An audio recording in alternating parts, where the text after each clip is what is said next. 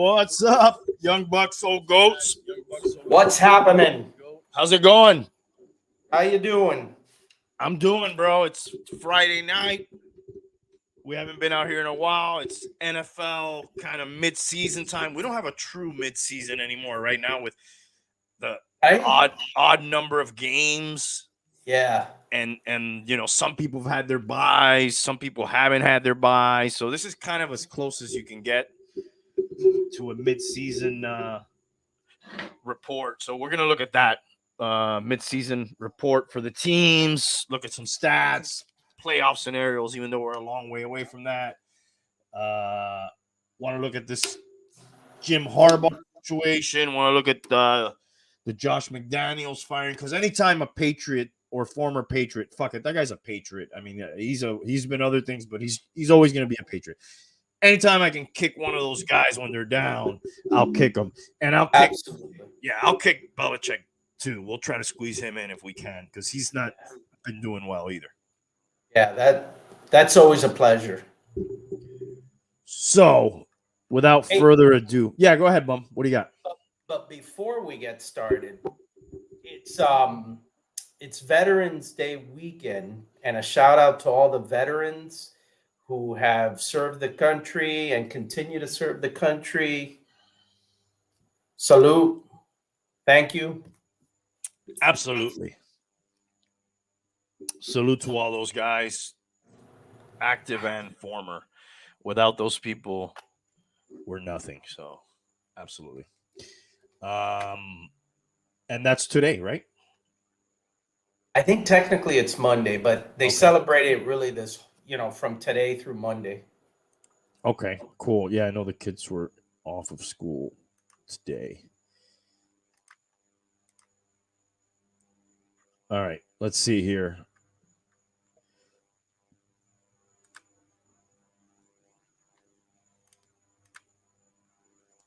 Let's just take a look at what the standings look like here. Wow, look at that. Okay, so we'll start here. AFC East. We've got the hometown Dolphins, 6-3. Now, I believe that's already surpassed your win total for the season, preseason prediction. By one game. And that is right on the hit. I think that's on the head for my prediction. I think I had predicted 6-11, which I could still nail it. They could lose. They could lose 8 in a row. I think the Dolphins have done that before. Yes. Unlikely, but possible. Go ahead. When I look at this right off the bat, right now the big criticism of the Dolphins, right, is that the 3 losses obviously are against quality teams, and all the wins have been, against shitty teams. But you have to say that the Buffalo Bills are kind of in the opposite scenario, right? I mean, they've lost to some crappy teams. Yeah, I do not know the reason for that. With the Dolphins, I understand it. I'm saying the Bills. I don't understand why the Bills continue to do this. But we're going to look at each division here, just gloss over it. Yeah. Let's just pick each one thing that jumps out at us from each division. You want to go first? What jumps out to you from this AFC East division? Well, for me, it's the way it's kind of what we said, how the Buffalo Bills have played, and the fact that they've lost against some not so good teams. And what I've seen is that it looks like Josh Allen is still a great quarterback. I think he's rated top 2 or 3 still. Mm-hmm. But he's turning the ball over very similarly to the way he did when he first started. Right. And that may be the difference. So that's kind of what sticks out to me. I mean, I didn't expect the New England Patriots to be maybe this bad. I didn't expect them to be great, but I didn't think they were going to be this bad either. Yeah, me either. But what I would guess here, not guess, what I would say is jumping out at me here is the fact that the Jets have been terrible offensively, even worse than the Patriots by a field goal. The Patriots have been pretty bad, and they're still 4-4. They're really, if they win, because they got one played game less than everybody else, other than than everybody. So they could technically be just one game behind behind the Dolphins. I'm sorry, with 2 games to go against the Patriots, with Aaron Rodgers throwing 50-yard passes right now, pregame.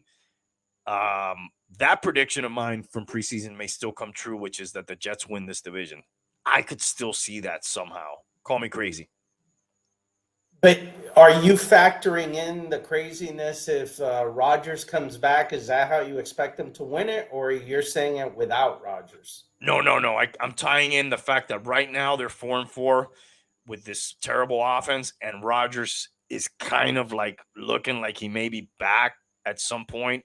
I don't know what the like realistic expectations are for Rodgers to come back. What would you guess? Well, I mean, I don't know if you saw him in the game. When did they played Monday night against the Chargers, right? Yes. He was throwing the ball around, and Derwin James from the Chargers walked up to him and basically asked him, "Hey, so when are you coming back?" And the audio's a little muffled, but he said like in a couple of weeks. Somebody else I think he said, "Give me a few weeks." Give me a few weeks, or something like that. Yeah. Which, other people are saying December, which would be a couple of weeks, right? But then I've heard all these so-called experts say that if he does that, he's likely to get injured again. And there's like a lot of naysayers against it, saying that it's not very probable. Okay. I don't know. I'm just saying if that happens, if that guy's back in December and these people are hanging around at 500, I don't know what their late season schedule is, so maybe I shouldn't get ahead of myself, but I think the Jets could beat us even with Wilson there, possibly one of those games. Well, the defense, the Jets defense has the formula that people have been using against us, which is be incredibly physical with our wide receivers and punch us in the mouth, dirty up the game, don't make it a track meet. So they have that type of defense. They, it would be unlikely that we just blow that defense out of the water. Right. And the sort of blueprint is out there for everybody to see. Right. Even Belichick, 2 losses, but he was kind of able to do a little bit of that too against us. So, everybody sees what's going on. Here's the Jets' schedule. They are at the Raiders, who they may be a little bit fired up right now. There's always a pop when they fire a coach you don't like. And we'll get to that coach, Josh McDaniels, later. We're going to have a little segment on him. Then they got to go at the Bills. Then they play the Dolphins at home. Falcons, who I'm a little bit disappointed in the Falcons. I thought they might be a little better. Yeah. Then they go to the Texans, who I'm a little bit pleasantly surprised. Stroud is killing it, dude, and they're probably going to start getting on some of these other teams for not getting him, or trading picks to not get him. That last game he had was like, I think, one of the great, if not the greatest, rookie quarterback stat-wise performance in the modern Super Bowl era, I think. Yeah, not only did he put up great numbers, but like a game-winning drive there at the end. Right.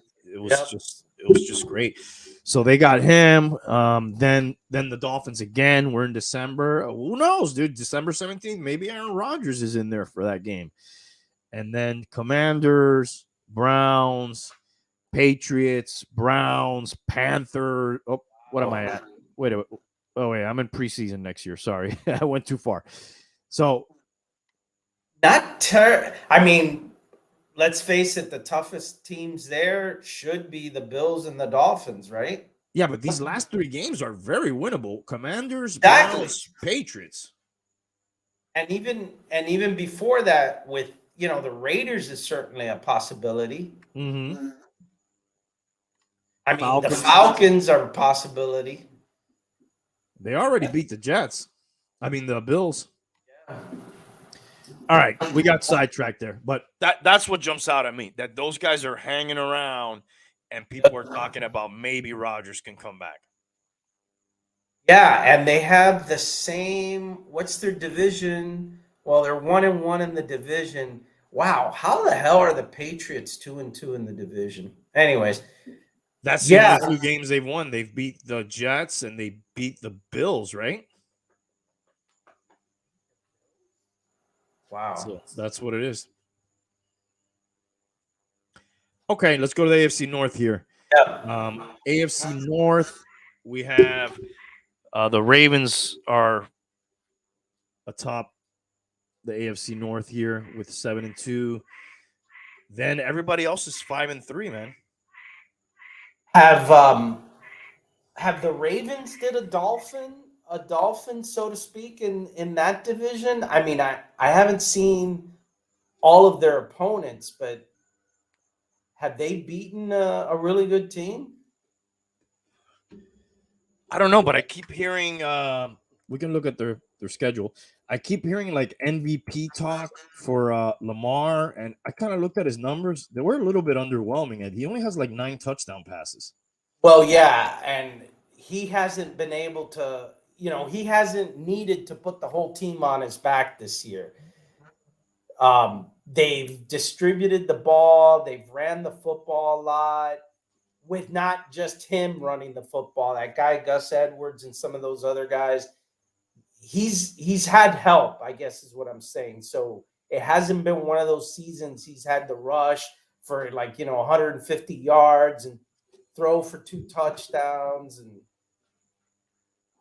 he's had some help. Yeah, and they started off the preseason. That was this year when they had like the injured running back right off the bat. Well, no, in the first game of the season, they lost their starting running back J.K. Dobbins. Right.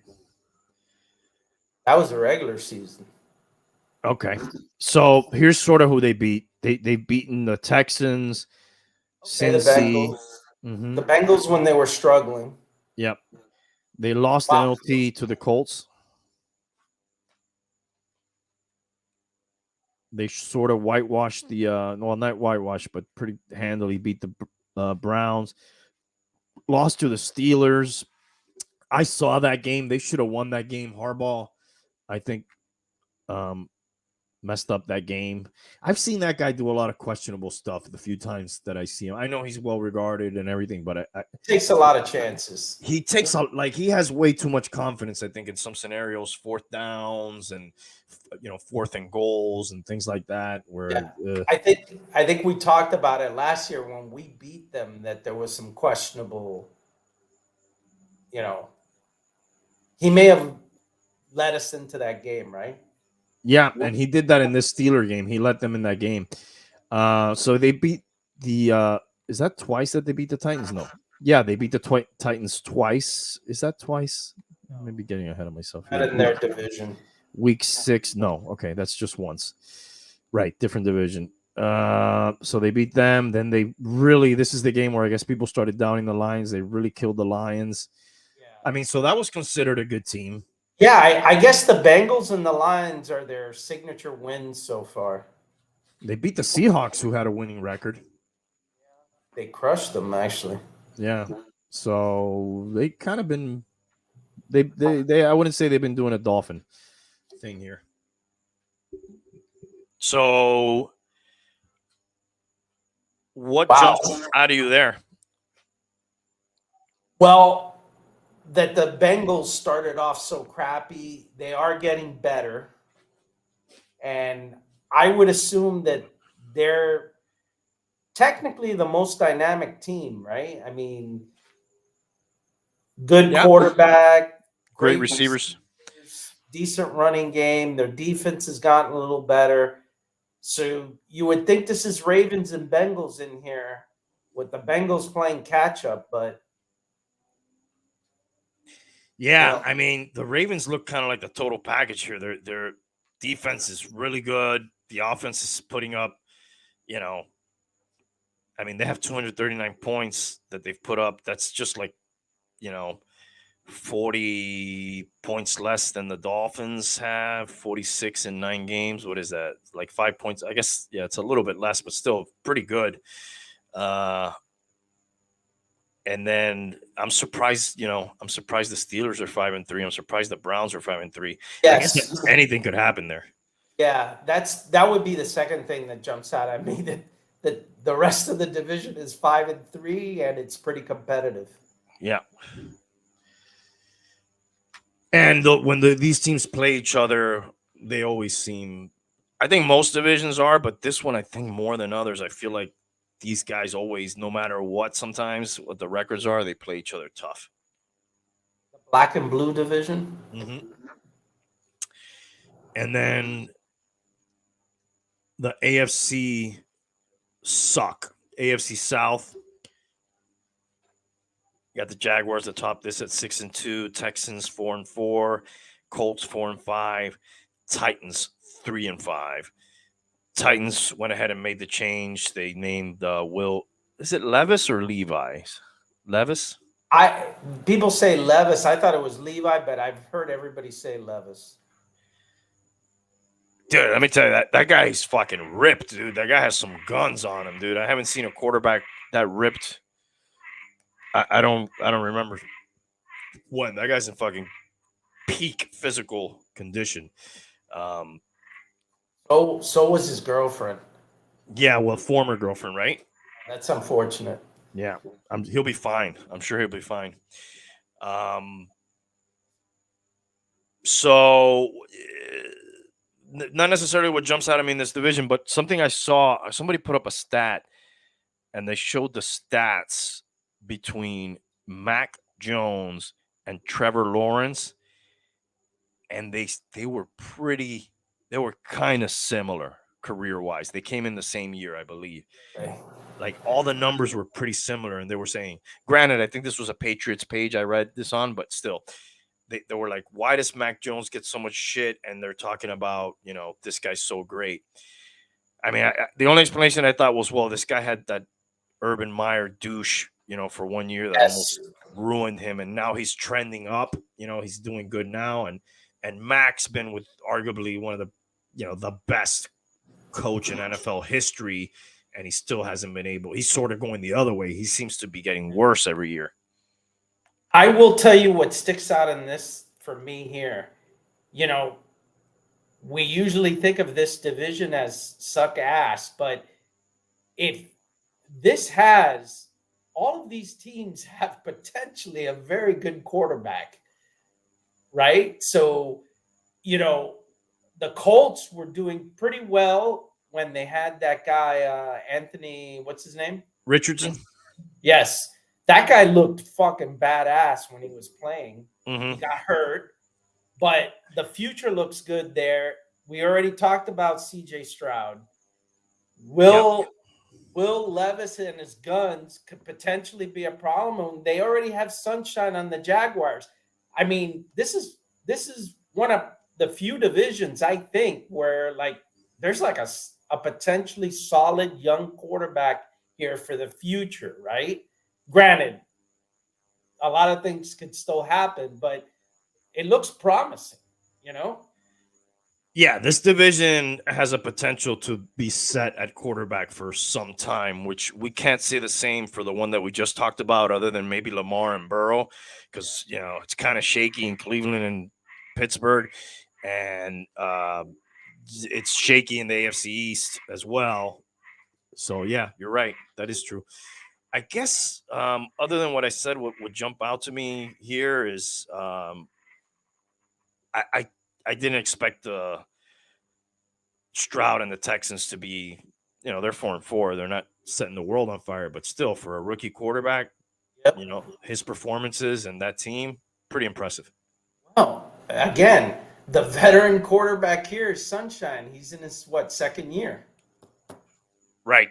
Everybody else is a true rookie. Yeah. Okay, and then we go to the champs division here, AFC West. Chiefs sitting at 7-2, and then you got the Chargers at 4-4, the Raiders at 4-5, and the Broncos at 3-5. Chiefs offense has kind of been not, hitting on all cylinders there, but the defense much improved. And then, you got there's something going on in the Chargers there with Herbert. That's what I was gonna say. To me, the biggest enigma here, I know the one that gets pressed is the Denver Broncos, but no, for me, the biggest enigma is like, what's wrong with the Chargers? That team, when you look at it, should be a lot better, man. And I don't they get seem to lose the close games too. Like they find ways to lose some of those close games. I'm not just referring to this year, but kind of in his career, that's kind of happened. And I'm almost thinking that this year it's the coach. Some people are surprised that guy wasn't let go last year after that debacle. The playoff debacle. And then, the Raiders is a perennial shit show. We're going to get into that a little more, so I won't dive too deep into that right now because we're going to talk about the Josh McDaniel situation a little bit later. And then the Broncos and, two guys I've never been fond of, really, Wilson and Peyton, are just, I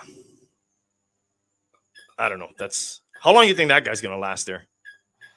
I don't know, but again, they sort of reminds me of the Chargers, except the Chargers have a way better quarterback. But from the sense that, man, when you look at the talent that the Broncos have amassed, it shouldn't equate to 3-5.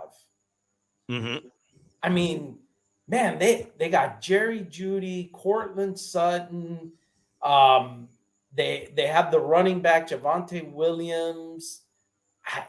That defense was really good the last couple years. Now this year they have one of the top coaches, and still the result is below subpar, right? It's weird.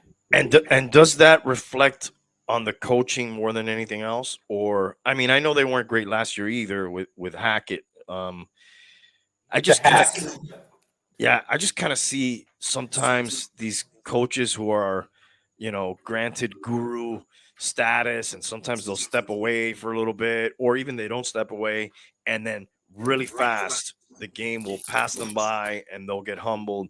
And I'm just wondering, is there some of that going on with this guy? Did he get too big for his britches and maybe he wasn't doing his homework and he's out of date now? Or is it about the quarterback? And it's all about, that they made a huge mistake bringing in Russ, and that's the problem. And until they don't take care of that, it doesn't matter. I don't know. Yeah, or a little bit of both. A little bit of both. Yeah, so that's the AFC there. I don't know if I said what jumps out to me there, but I think we both agreed it was the Chargers. Yeah, pretty much. Yeah, something's got to give there eventually. Because that kid's a stud. No doubt. That kid's got everything that you want. Yep. Something's got to come together. He's got some decent skill players around them too. Yeah, a little bit of an injury issue with some of those guys around him. I know that has, probably hurt him a little bit, Yep. Doesn't seem like he's always got that full repertoire of, you know, kind of elite skill guys, and at least a couple of those guys, Eckler's fucking tremendous, dude. And Yeah, but I mean, like they lost Mike Williams, but damn, they still have Keenan Allen. Keenan Allen Wayans from yep, uh yeah, in living color. yeah. And they have some other depth at wide receiver, young talent. They They have got that some guys on defense too. They got some players on defense. the aforementioned Derwin, is it Derwin Bell or Jerwin? I mean, you got Boza still on defense Yep. there. You got Khalil Mack on defense there. There is talent on the team, but Yes. we'll have to see. That's the mystery. All Yeah. right. All right. National Football Conference here. We've got the Eagles 8-1, and then Cowboys 5-3, Commanders 4-5, Giants 2-7. Just looking at this as a record standpoint, all the shit you hear Dallas people talk about and all the shit you heard early on, especially after week 1. I don't know if the overreaction was Super Bowl Cowboys. The fucking Commanders are one game down behind you, okay? Not only that, I don't know. They have who's their quarterback, Sam Howell or something? well, I was just going to point that out. I think that guy stat-wise may be the best quarterback in that division, maybe in the conference, and maybe top 5 in the league stat-wise. And where did that guy come from? Was he a draft pick? Dude, I think that guy wasn't one of the guys that would hound the Hurricanes. Was he at North Carolina maybe? Let's look it up. I could have swore he was like the guy terrorized the Hurricanes in college. Well, there's a lot of those guys, so we have to pick which one you're talking about. So, with all the bells and whistles and all this talk in Dallas and all the money they probably are spending, these guys are just a game. Sam Howell. Yeah, North Carolina, 5th round draft pick last year. And I assume he was drafted by the Commanders. So, do they have his numbers here? I think he's top 5 in the league, numbers wise. I could be wrong. I mean, he's got 14 touchdowns, 9 picks, 2,400 yards. His rating's at 89. Maybe not. Jesus, dude, he has been sacked 44 times. Yes. Oh my God. He's part Korean. That I did not know. Yeah, it just says that down here at the bottom. He has never eaten any beef or seafood. Oh, my condolences to him. Chicken is the only meat in his diet. Well, if he's Korean, he's probably eating some dog or some shit without even noticing it. Easy, buddy. Easy. Oh, sorry. All right. That's Sam Howell. I apologize to our Korean viewers. I'm not sure we've ever had one, but if we do or did, I apologize. So that sticks out to me there. But the Eagles is the fucking cream of the crop here. You know what I was going to say about them? Clearly the cream of the crop, but would you not say that if they played the Chiefs right now in the Super Bowl, they'd beat them the way the Chiefs are playing? I would have to pick the Eagles in that matchup. Yes. I agree. Yeah, I would have to say so. Because I've seen that team sort of either be as good or sort of get better they actually kind of started rough. They had turnovers and stuff. They're riding the ship. They seem to be improving, and I don't see the same from the Chiefs. I mean, the one thing about the Chiefs is I'm not really worried about their offense. I know that's going to come around, Yeah.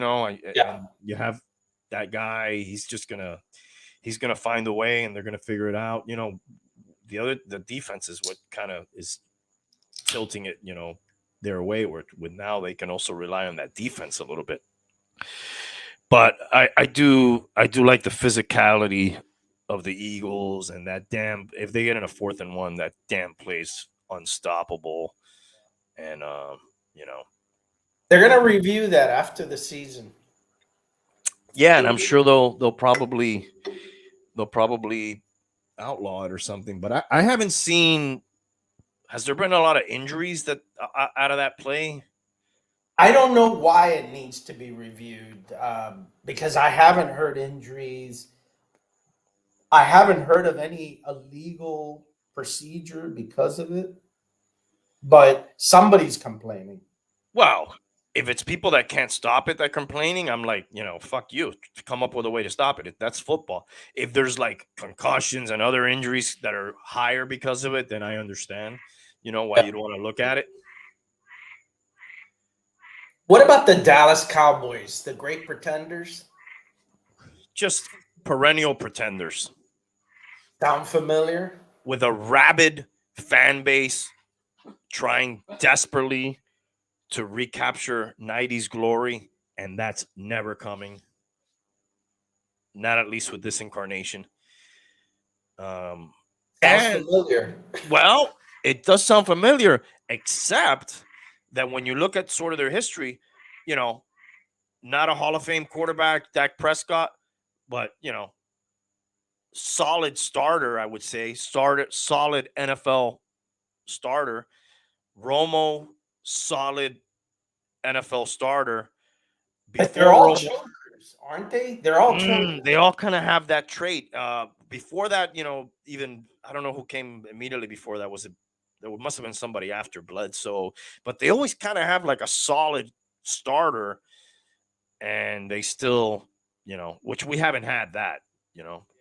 I guess we kind of had. I don't know. But every year is the year for these two franchises as far as, this is the year, we're going to turn it around. Yeah, they must have the most amnesia of any fan base. They have a high rate of dementia for the fan base.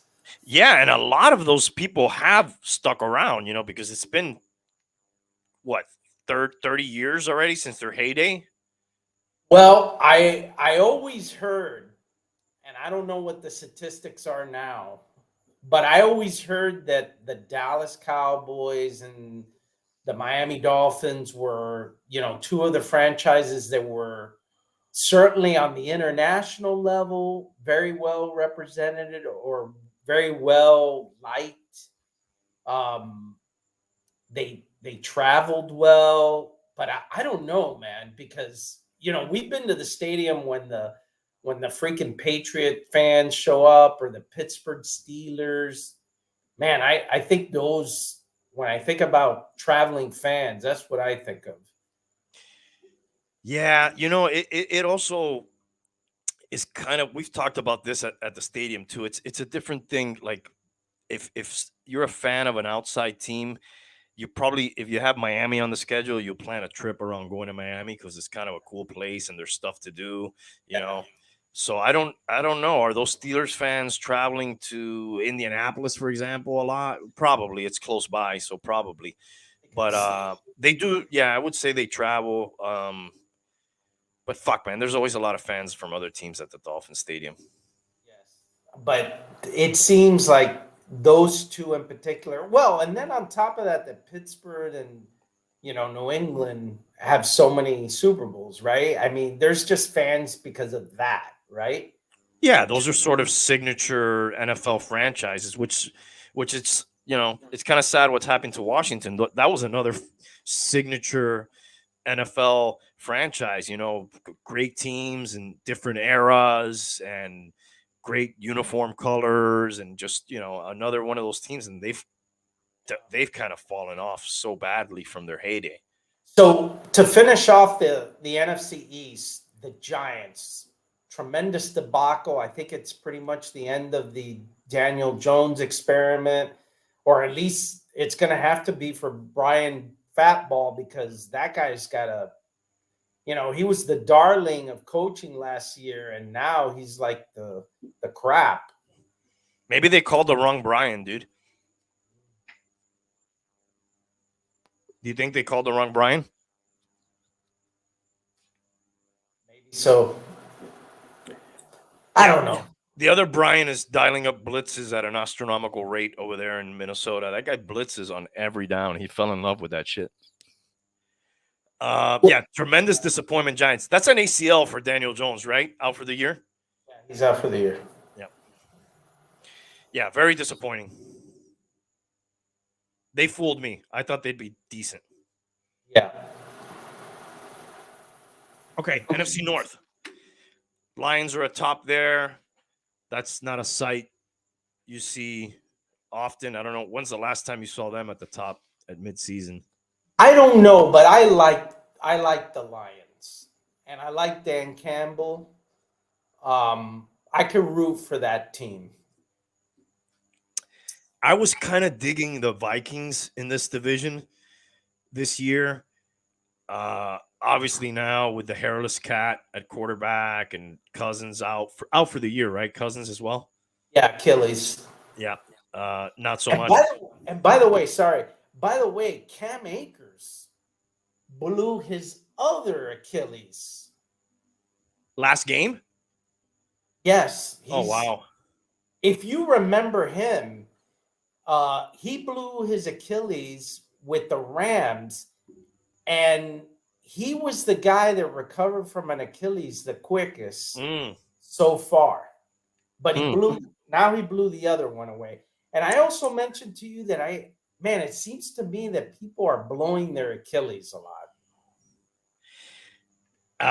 And I remember I told you that I thought that was sort of a rarer injury, but you're right. I have seen it more this year than in previous years, and I don't know why that is.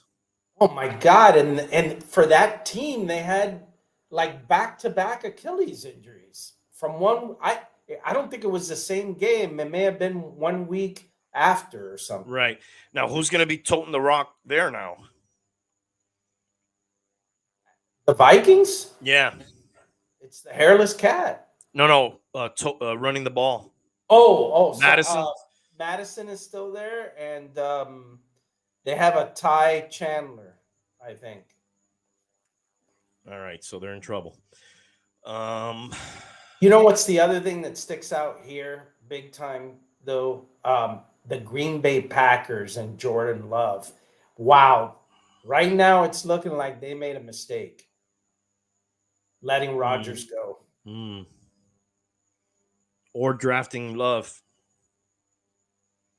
Because that was the impetus to cause the whole Rodgers thing, right? If they draft like a quality receiver, running back instead of Love, then Rodgers never starts any of that crying that he did. Or if they just make a better choice, or if they draft Jalen Hurts or somebody else. Right. Absolutely. For the eventual replacement, because I don't think that's a terrible thing. I did think first round at the time was like, this doesn't seem like the move. Maybe you go third round, like the Eagles did. I don't know if Hurts was third round, but late second round, I don't know what it was. No, he was second round. Hurts, yeah, kind of later second round though, right? Mid to late. Steal of the draft. Yeah. And the Bears are another debacle. There seems to be a debacle in every division. Yes. Yeah. But I like the Lions. I could get behind them. I like Dan Campbell. Well, it certainly looks like they're going to win that division. Yeah.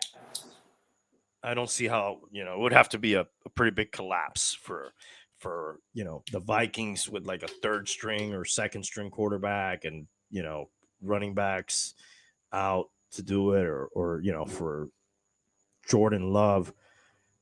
I mean, look at the Bears. They have like 2 more games played than everybody else there, or than some of those people, and 2 more losses than the nearest competitor. So they're out of it. Yep. All right, NFC South. Is this This the worst? Is this the worst division in football? well, the two Souths were always, kind of historically the worst. I think this one's taken sole possession of the worst because, this is dating back several years now where you barely have to have a winning record to win this division. Right now, the Saints are doing it with Derek Carr, and the Falcons, as kind of disappointing as they've been, they're just a game back. And then I thought the Bucs started off well. I guess they've kind of fallen apart here. And then the Panthers, they keep saying they really like this kid, even though I don't know. I guess he's still young, but I don't know, dude. He hasn't looked impressive. He had a couple of pick sixes last week, and then they just lost to the Bears of all people. Exactly. Atlanta, everything that I've read about them, everybody sort of lays the blame on this guy Arthur Smith, that he's not a good coach, that he's holding back. That they have some pretty good talent. They got this guy Bijan, they got Kyle Pitts, they have Drake London, and they don't necessarily have a quarterback, but none of those other players are really like let loose. They're sort of, he thinks he still has Derrick Henry, and he's gonna run the football and that's it. And I don't know. I don't think that guy's gonna last, and I think he's holding them back. Yeah, and the other thing is nobody really has a quarterback in this division. I mean, I could be wrong. I could be wrong 2 years from now, and Bryce Young breaks out. But Baker Mayfield's recycled. Derek Carr's at the end probably. You don't need Patrick Mahomes to dominate this division, especially if you got some weapons like you mentioned. They should. I mean, they're close. They're but they seem to be in disarray. Is the problem? Yes. I would say that this would be certainly the opposite of the AFC South as far as future potential with the quarterbacks, right? Yes, there may be complete turnover at the quarterback position within a couple of years in this division. Yes. Besides Bryce Young, he's going to get his shake. Highly invested in that draft pick. But Baker will be out as soon as they can find somebody better. Derek Carr is like a Band-Aid there in New England. And I think they already benched Ritter, right? Like he's already Taylor Heineke is have a Heineken. Right, which he's, like a scrappy guy, but I don't, is that guy going to be there 5 years from now? Probably not. Okay, and finally, NFC West here. You have a tie at the top virtually. The Niners and the Seahawks, and then you got the Rams at 3-6. And the Cardinals, who are bringing back Kyler Murray next week or the following week? No, he starts this week. Okay. Yeah. You know what? I am completely floored. You watch football, and I don't look at standings like this often. And I am shocked that I thought the 49ers were winning this division by a better margin. They're actually tied with the Seahawks. I'm quite surprised with that. Yes, we would never be saying the Seahawks and Niners are, that's they're kind of the same. Those, obviously the upside is on the Niners here. I think they'll pull away with this thing as the season goes, but it's surprising that they're tied right now. Yes, big time. And I guess how that happened to be is that, Brock Purdy's had some not so pretty games in the last few weeks. Oh, you did that, didn't you? Yeah. And there's actually some pressure on him to come out of this bye and play well because, he's kind of stunk it up. They should be sort of winning this division, maybe by a couple more games, maybe by most people opinion. So it'll be interesting. Yeah, for sure. So that's sort of looking at it record wise. This is what the let's see what the playoff picture would look like if you look at it that way.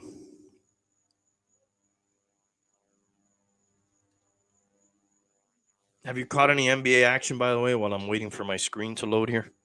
You know what? I see the scores pop up. I have this app. I see the Heat. You know, I've seen the Heat lose a lot according to what I've tracked. I saw they beat the Lakers a couple. I don't know, last week or so, or at the beginning of this week. I've heard they haven't looked well, but I probably won't get into heavy basketball until after football. Yeah, they're doing that in-season tournament right now also. Yeah. Lakers are playing right now. I have on in the background. Okay, why isn't my playoff picture loading here? Did you get a Mac? Yeah. How do you like that so far? I don't really like it. Really? Yeah, I'm just too many years using the other thing. They say these are very solid. I know, but I'm getting old and I'm too used to everything being the way it is in the other thing. Well, I'll tell you, I think what you'll like about this is not like a bunch of weird errors and having to reboot a lot because of an issue. But we'll see. You'll tell me. Yeah, that I haven't gotten. You're right about that. Okay, so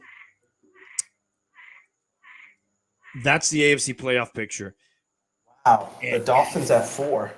Yeah, we would host the Steelers if the season were over today, right? Because there's only one team that gets the bye, correct?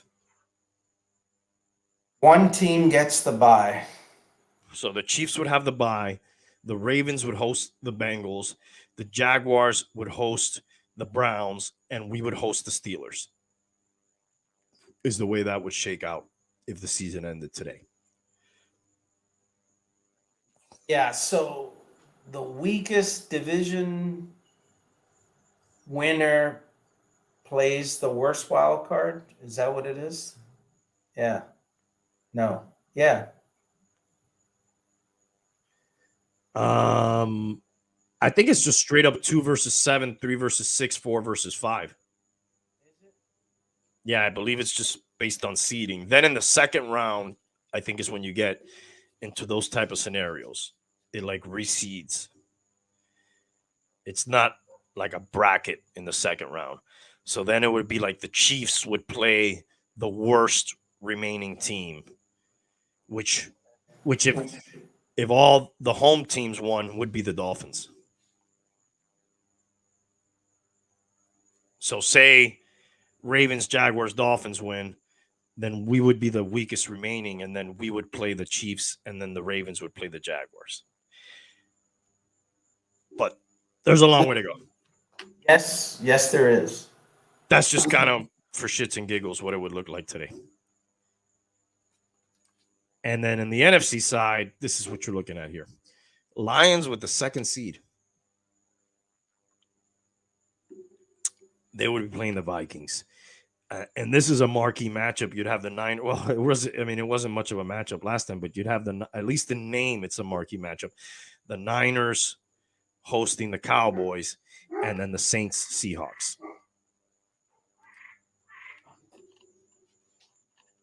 Interesting. Yep.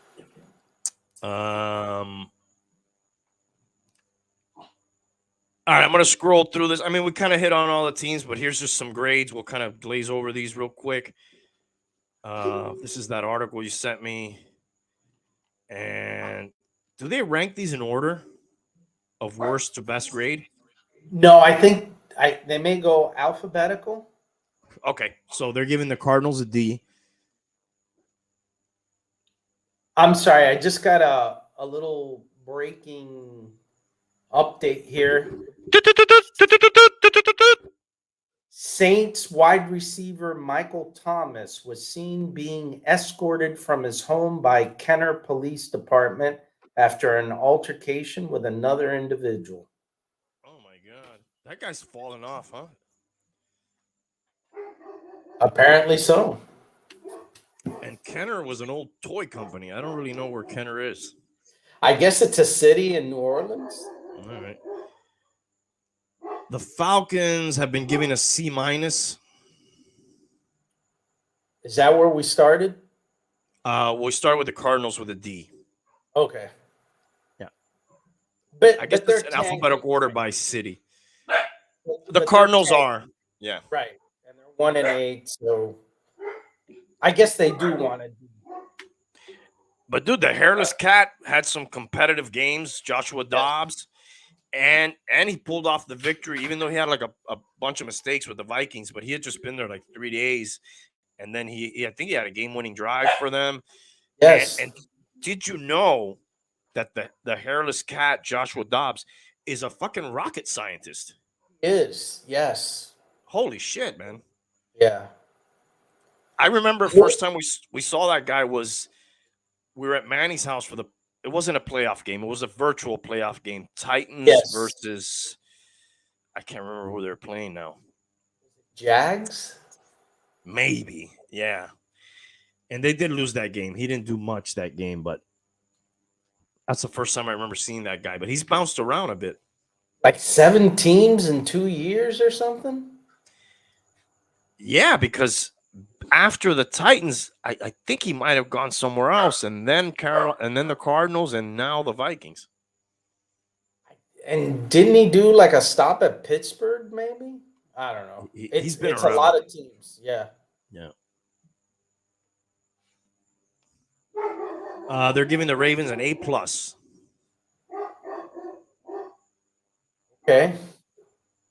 And they mentioned here they've been able to take down some strong teams like Seattle and Detroit. At home, granted, and I will say strong teams, I would use that term sort of loosely with those two teams. I know a lot of people are high on the Lions. I feel like both those teams are kind of overachieving, Seattle and Detroit, right now. Probably so.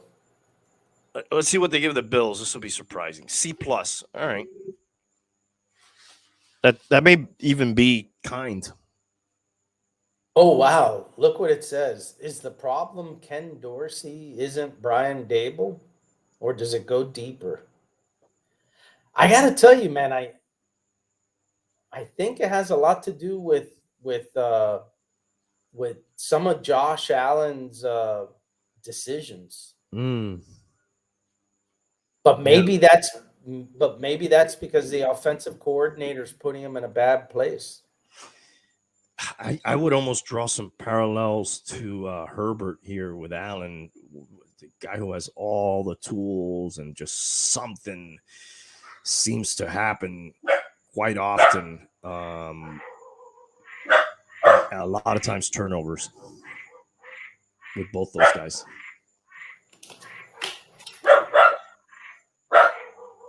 All right, next up is the Panthers. D+. D+.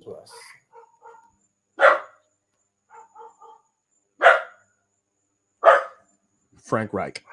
Frank Third Reich. Third Reich. Yeah, I mean, I'm not sold on that quarterback, man. Yeah, me either. Wow, these guys got an F. That's the first F we've seen. And they just beat the team with a D-. I want a D+. And they're not even showing who their franchise quarterback is. No, there's like some girl here throwing the ball. I don't know who this is. Pageant. Yep, sorry. Yeah, they're gonna have a high draft pick again. Cincinnati. This guy looks like he's trying to explain their grade, which is it's a B. They give him a B minus. That's kind of high. I guess because they've come on as of late. They started awful, but they have played well lately. And they're 5-3 in that division, so yeah, and I don't like to be a fan of other teams' players, but they got a good one there in Burrow. Tough, I do. I like that guy. Tough guy. Kind of seems like he says and does all the right things. Yep. Off the field as a teammate. That's they got a good one. Yeah. Browns are up here next. What do they give them? B plus. Well, they have a good defense. Dude, Deshaun Watson has sucked ass, man. That is rivaling the Herschel Walker deal as one of the worst in NFL history right now. Well, let's not forget the Russ. Yeah. That one's pretty bad. Yeah. I don't know. At least he's starting for them, At least, who knows? And he didn't come with that baggage that this guy came with, too, Well, and the Broncos are 3-5, and these people are 5-3. Yeah, these guys are still in the mix. But now because of him, not because of Watson. No, because of the defense and the running game. Yeah. Yeah, in the running game where you lost, one of the best backs in the NFL early on. Mike McFadden. Look at this guy. He just got his grade right there. C plus. These people have a great defense, but it I don't know. That offense tends to hang them out to dry a little bit too much. If you know what I mean. Yeah, and they can't seem to be good teams, a la the Dolphins. They actually, Philadelphia, I believe, was a little bit closer. Yeah, for a while. Yeah, it says they led it for a while and had a chance to win in the end. And the fucking loss to Arizona is unforgivable. Guys are like chokers. Mm-hmm. Yeah, chokers. Yeah. For a team that was known back in the day as super clutch.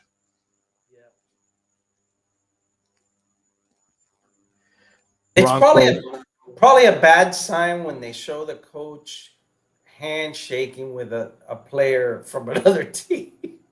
He's probably congratulating him on the game he had against. Yeah. Hey, thanks for kicking our ass. Or asking, can you put in a good word for me, buddy? Maybe I can get a job elsewhere. This guy may never coach again. He may just be fuck it. I don't want to deal with this shit. Well, they do say he's kind of turned it around though, slightly, right? I never liked this guy. I feel like Tony Montana whenever I see this guy. That piece of shit. I never liked him. Yeah. You have my friend, Gil. Well, they give him a D. Yeah. They didn't respect his, his name too much.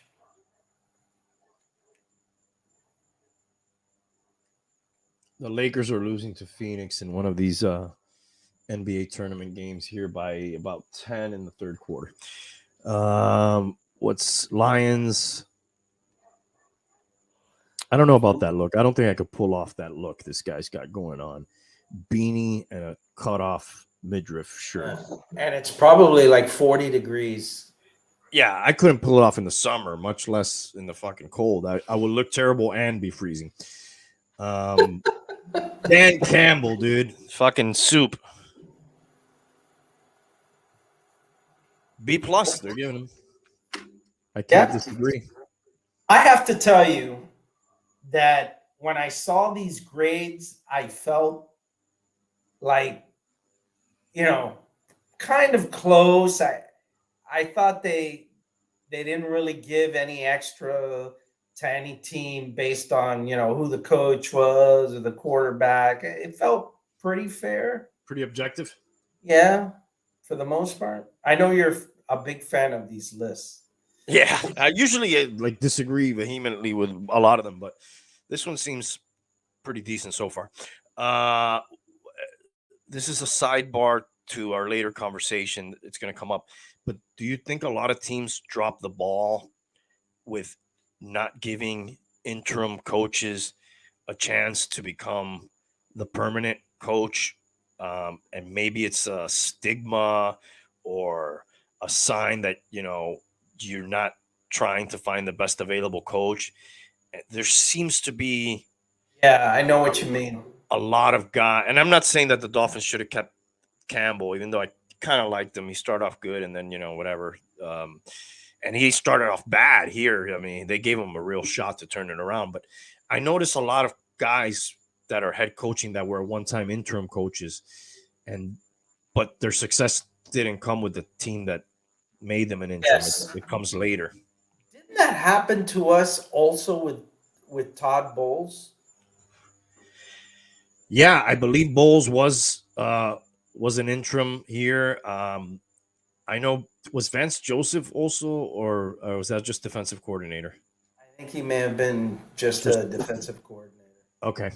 I feel like I know we have some former coordinators around. I think that the Dolphins have had other interims that have gone on elsewhere. Yeah. Maybe not currently, but at the time. But in other times, yeah. All right, let's see what they got for the cheeseheads here. Cheeseheads with ghosts. Yeah. Halloween cheesehead. Or they're just trying to hide their face. I don't know. They gave him a D. Now, is the coach catching fucking heat here in this team? I always felt that Rodgers didn't respect that guy too much. Well, if you remember, unforgivable the way that they let Tom Brady beat them in that playoff game the year that the fucking bastard won the Super Bowl with the Bucks. Do you remember that? Yeah. Unforgivable. Try to forget it though. Yeah, unforgivable. Yeah. Terrible. Bring it up. Yeah, just terrible. If I recall, that they had him way down going into the half, and they let him get some fucking touchdown there at the very end of the second half, put him back in the game, and then some questionable not going for it and kicking field goals and being too conservative. That's what I was going to say. They went for a field goal, like, I don't know, inside the 10 or something. Yeah. Just left the door wide open, and this bastard kicked it down. Why don't we do this? We'll try to guess the grade before we see it going forward. I would give these people at least a B-. These next people here, the Houston Texans, based on expectations, not just. Yeah, I'd give them a C+. All right, let's see what they got for these guys. C+, you hit it. I mean, I guess really the only bright spots, and it's a major bright spot, right? When you get the quarterback potentially right, I mean, that's your franchise. But then outside of that, I mean, you got some decent receivers, Nico Collins, Tank Dell, and then it kind of what else, right? But you got that piece, like you said. Yeah. Everything else becomes easier. People will want to come. You'll be able to complement that. You could have all the other stuff, and then if you can't find that guy, you're not going to do it. So maybe this team can stop bungling it, with this guy. But shit, man, they had a good Deshaun Watson at one point. You never know what the fuck can happen in this league. Anything could happen. Do you think the Dolphins dodged the bullet by not getting Deshaun Watson? Yes, but you know what? It also tells me they have like terrible luck because even if they would have chose that path, they would have been fucked. You know what I mean? Yeah.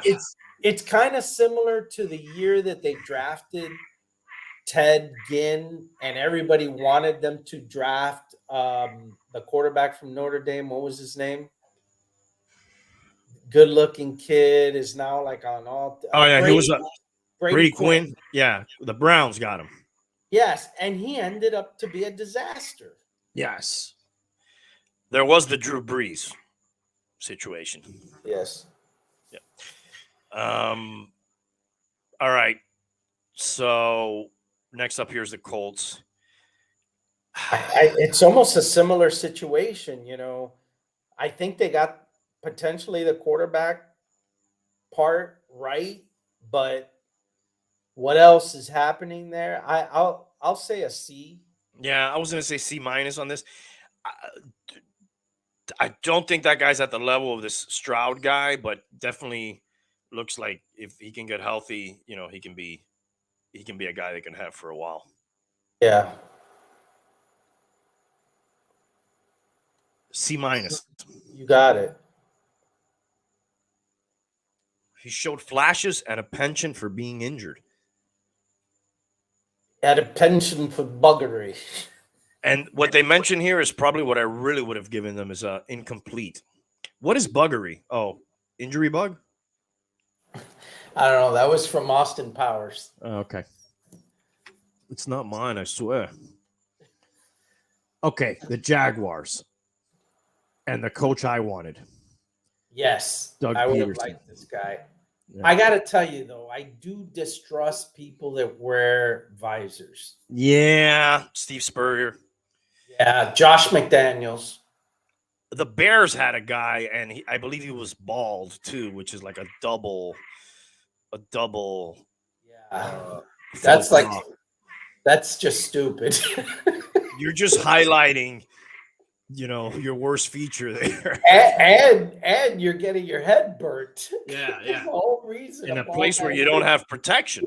Right. The whole reason you wear a hat for a bald guy or when you don't have a lot of hair so your head doesn't burn. Yeah. But I do like this guy dating back to his Eagles days, obviously. And now these people were supposed to be, I don't know, they're 6-2. So I was about to say they were supposed to be better than this was supposed to be like a big jump for them, but they're 6-2. So I'll say a B minus. yeah, I'll go. Do they just give a straight B without minuses or plus, or No, we've seen minuses and pluses, but so they don't? I'd say a straight B, but I don't know if they even do that. B plus. oh, look at that. A B plus. They're playing well, but they have room to grow. Man, it looks like they got the quarterback right.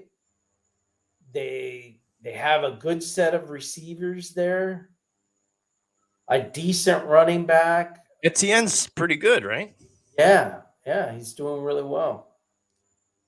Yeah, I like this coach. Got his autograph back in the day one day when he was backup for the Dolphins. Yeah. And I think he looked like that still when he was backup at the Dolphins, the same way. He may have played looking like that. Yeah. Okay, Chiefs. This will be interesting grade to give them. It's hard to be critical when they're the top seed in the AFC. Yes. But you know that they're not playing at their potential. Yes, but then you have to weigh in. I wasn't expecting their defense to sort of make a jump and be so better. So it kind of starts to even things out. I would say a B minus for these guys. I'll say an A minus. Oh, wow. All right. B.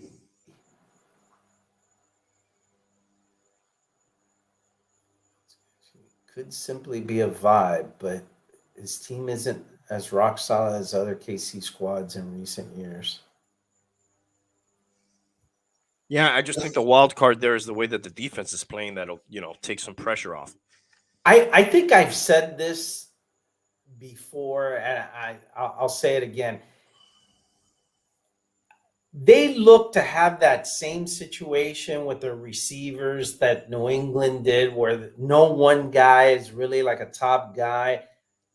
Well, except for Kelsey's obviously the top guy, but he's a tight end.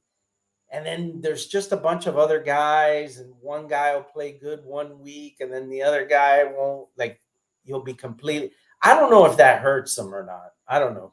It almost seems arrogant that they almost don't feel the need to properly. I don't want to say properly, but they probably almost feel like they could roll anybody out there with Kelsey and Mahomes, and they'll be good enough. And the Patriots did that for a long time too. They kind of were always shuffling guys in and out at that position, and they were all serviceable. But yes, a lot of them would disappear. One game Hogan would have 150, set off playoff record, and then you never hear from him again. Yeah. And then kind of hard to understand how they let Tyreek go. Yeah, I don't know. It didn't seem to hurt them. They won the Super Bowl right after, but still. No, I know what you mean. He wasn't in decline. Absolutely not. Probably the best receiver in the NFL. Yeah. At the time, and certainly now. I mean, I don't remember the terms of that trade. Did they get a king's ransom from us from a draft pick perspective, or? I mean, I think it was a couple of first rounders and maybe a third rounder, or a couple third rounders and a couple first rounders, or something like that. I guess they were building, the team from a youth perspective, but still. I mean, and even to this day, I don't regret that trade. That's the best.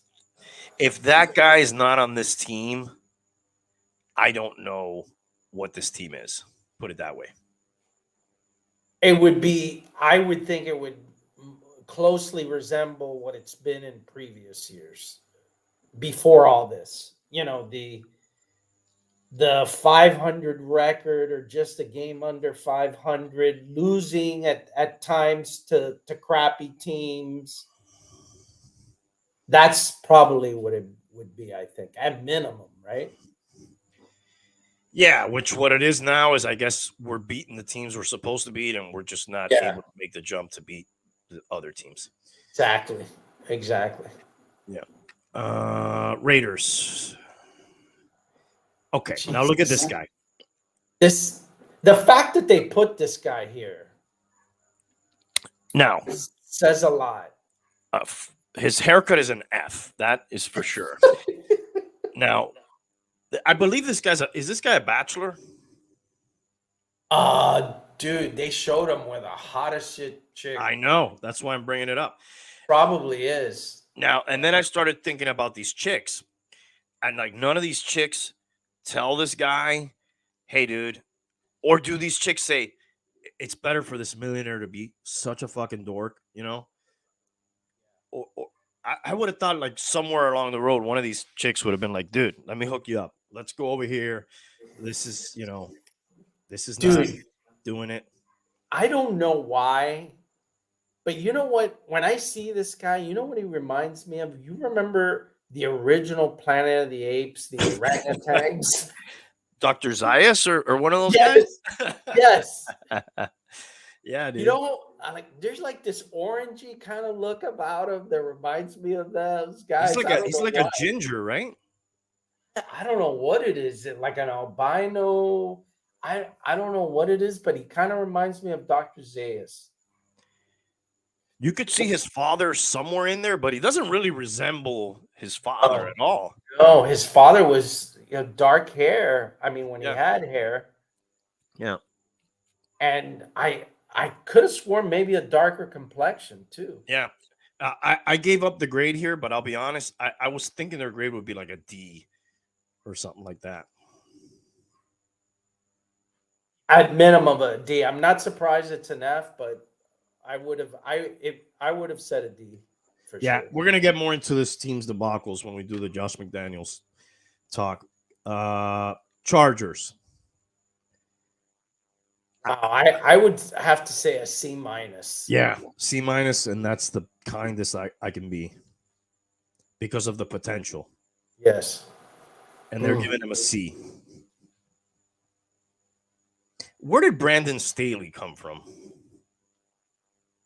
Wasn't he an offensive guy for, was it the Colts or the Eagles?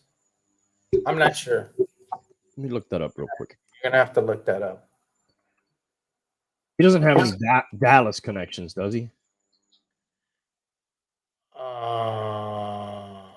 Did they bring that guy Clement? No, that guy went to Minnesota.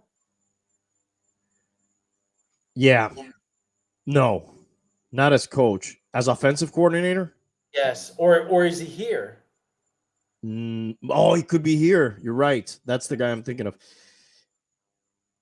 Yeah, I don't know if you could see it on the screen. That's sort of his pedigree there. He came directly from the Rams as defensive coordinator. Oh, okay. So yeah, he's a Sean McVay disciple. Yeah, but kind of a pretty fast ascension to head coach. Only 1 year as coordinator. Before that, he was like a position coach, linebacker. But you know what? It fucking shows. Yeah, I don't like this guy as a game day coach. And there's something else that he's doing that or not doing that's affecting this team.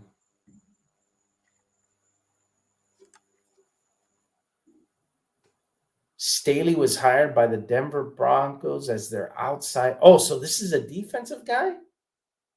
Yeah. Yeah, and Kellen Moore is the offensive coordinator here. All right, and then maybe that's the problem. Rams. This should be like a D. Yeah, I don't think this guy wants to coach anymore. Wow, a C minus. They're being kind. They're like 3-6.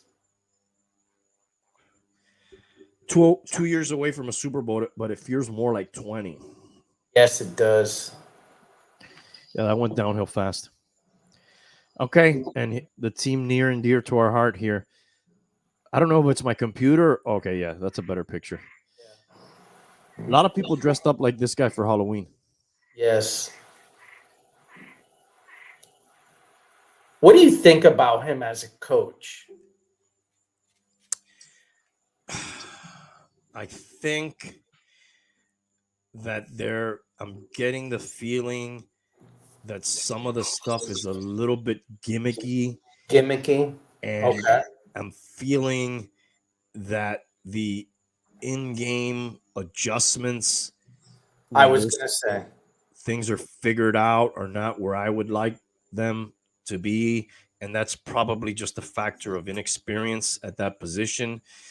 And I think if you look down his pedigree, where he's been, I think there's a history of that as well, because I think Shanahan also has exhibited some of that in-game inability to adjust, in some of his games, especially in the crucial games. Yeah.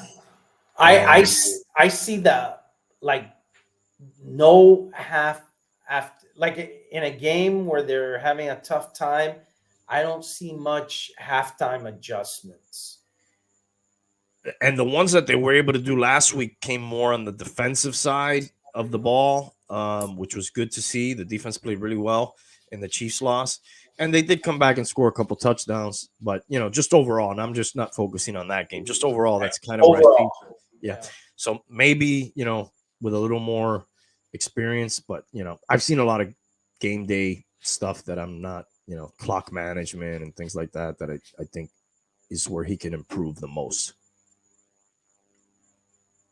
Draws up some really good plays, draws up, some pretty good schemes, but the adjustment part is probably where he can improve. Yeah, and I say again, I'll keep repeating it. It looks like they figured out that you have to be extremely physical with this team. And when you do that, they realize that a lot. So Tua's accuracy and an advantage comes from the scheme being time based. You know, that it's a timing. He doesn't gun the ball in tight spaces, you know, to make a play. You know, he throws to a spot where he expects somebody to be. And that's based on timing. Once you knock that timing out by smacking the shit out of the receivers, jamming them aggressively, making him throw between defenders, it all kind of falls apart. You just said like a nice version of what Skip Bayless said a couple of weeks ago, which was when you take away all your sleight of hand and motion this and motion that, and you make little Tua, he called him little Tua, beat you with his arm, he can't. But I'll take that a step further. I don't think it's so much with his arm, because Tua's skill set is probably sufficient for an NFL quarterback. You know, he doesn't have the strongest arm, but there's been guys with weaker arms that have been serviceable in the NFL.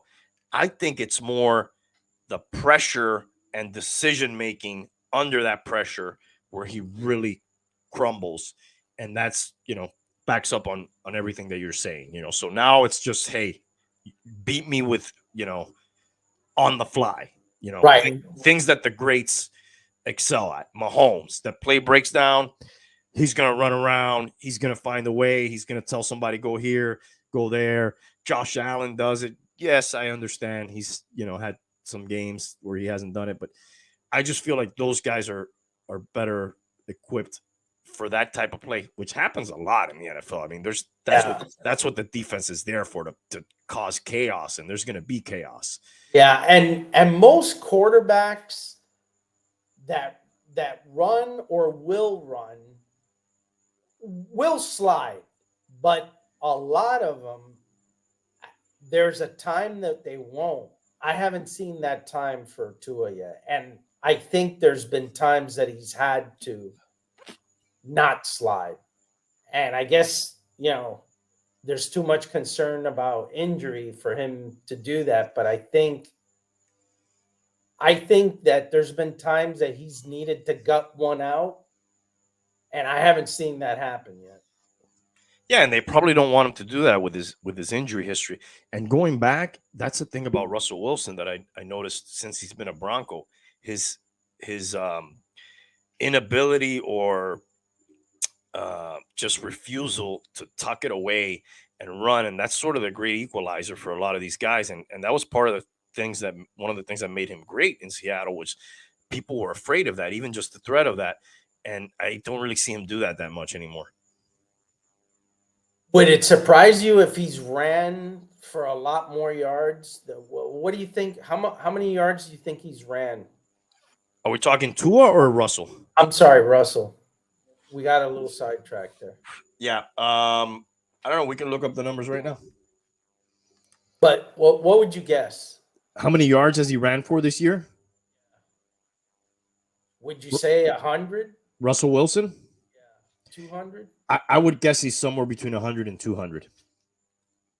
Yeah. I think it's a lot more than that. And I'm surprised, and then I'm wrong. Let's go to the old Pro Football Reference here.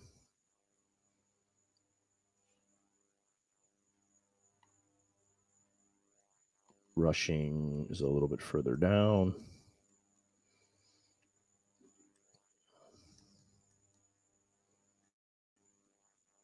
He's ran for 201 yards. Okay. Well, that's more than I thought, by 1 yard at least. And it's a better pace than he's done last year, because he had 277 for the whole year last year. And then even his last year in Seattle was even lower than all those, 183. I guess I probably should have said it's not as low as what you think. Yeah, if I would have been 120 yards, I would have totally believed it. But I think those 201 yards, or he was forced to do those. But look at his heyday. In his heyday, he was like 500 yards or more every year. Did 800 one year? Yeah. That's when that guy was most dangerous. That's when he got the nickname Dangerous. But then after that, So even what do you think Tua has? Less than rushing 100? Yeah, less than 100. right around 50? 100. I would say right around 100. We can check it out right now. 72 yards. -5 yards. I say 56 yards. Nah, it's probably like 70. 33 yards.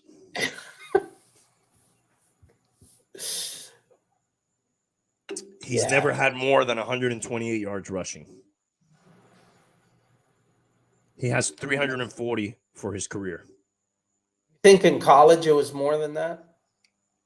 Probably.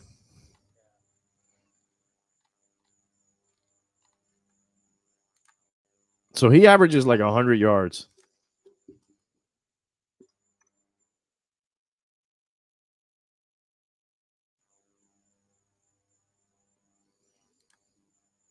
Let's see his college numbers.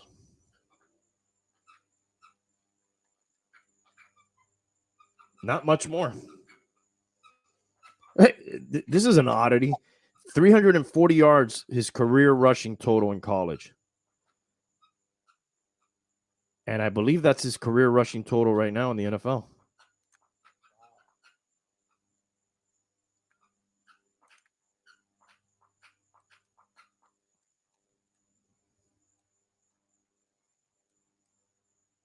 That's odd, right?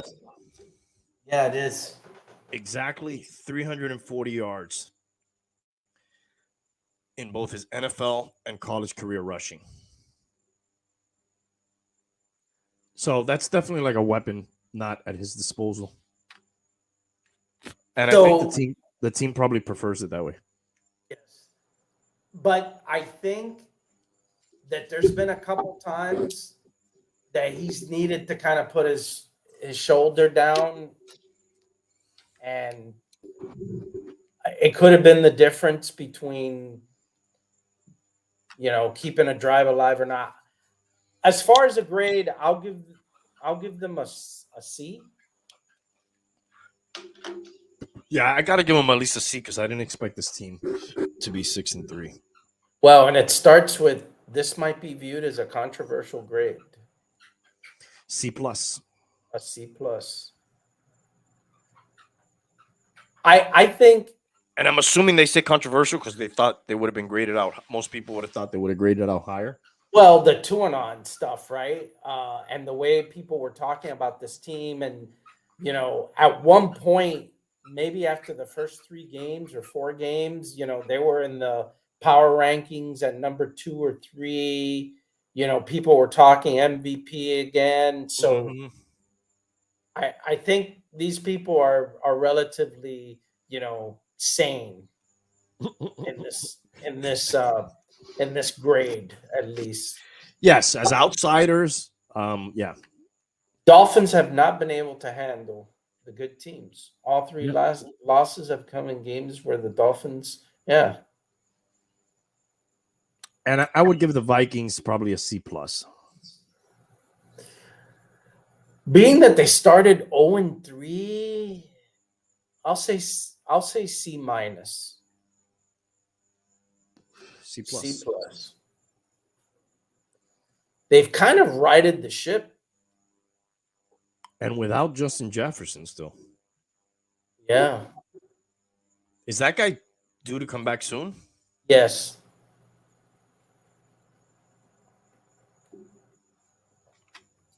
I think this team's kind of tough. Patriots. Oh my God, they show the owner. That's a bad sign. And look, he's coming out of a massage parlor here. Yeah, the only other team that showed the owner was the Raiders. I see a connection here. I give these people a D, man. Yeah, D minus. I would even go D minus. There's a lot of talk of trading Belichick or Yes, I've heard that. and that's crazy, man. How quickly things can change in this league. I hope that guy I want to brush away this whole Patriot shit for good. It's gone. This guy's the coach's got to be gone for to have final closure. Final peace. But it still stings. It's gonna sting for the rest of our lives. Oh yeah.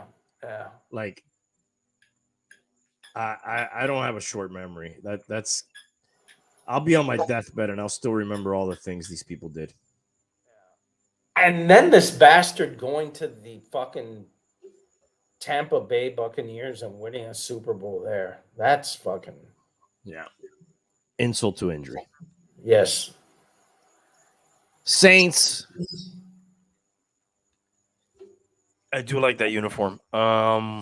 It's a good one. I'll give him a C. Yeah, I'm gonna go C as well. And that's what it is. First place in one of the worst divisions in football. They will likely win the division, but not sure that is a major accomplishment. These people have to have it. God. Look at this guy. They gotta have an F. F is in fat. Yeah. I won't give him an F. I'll give him a D minus. F. Wow. Brian Dable's first season was all glory. His second campaign has been nothing but gory.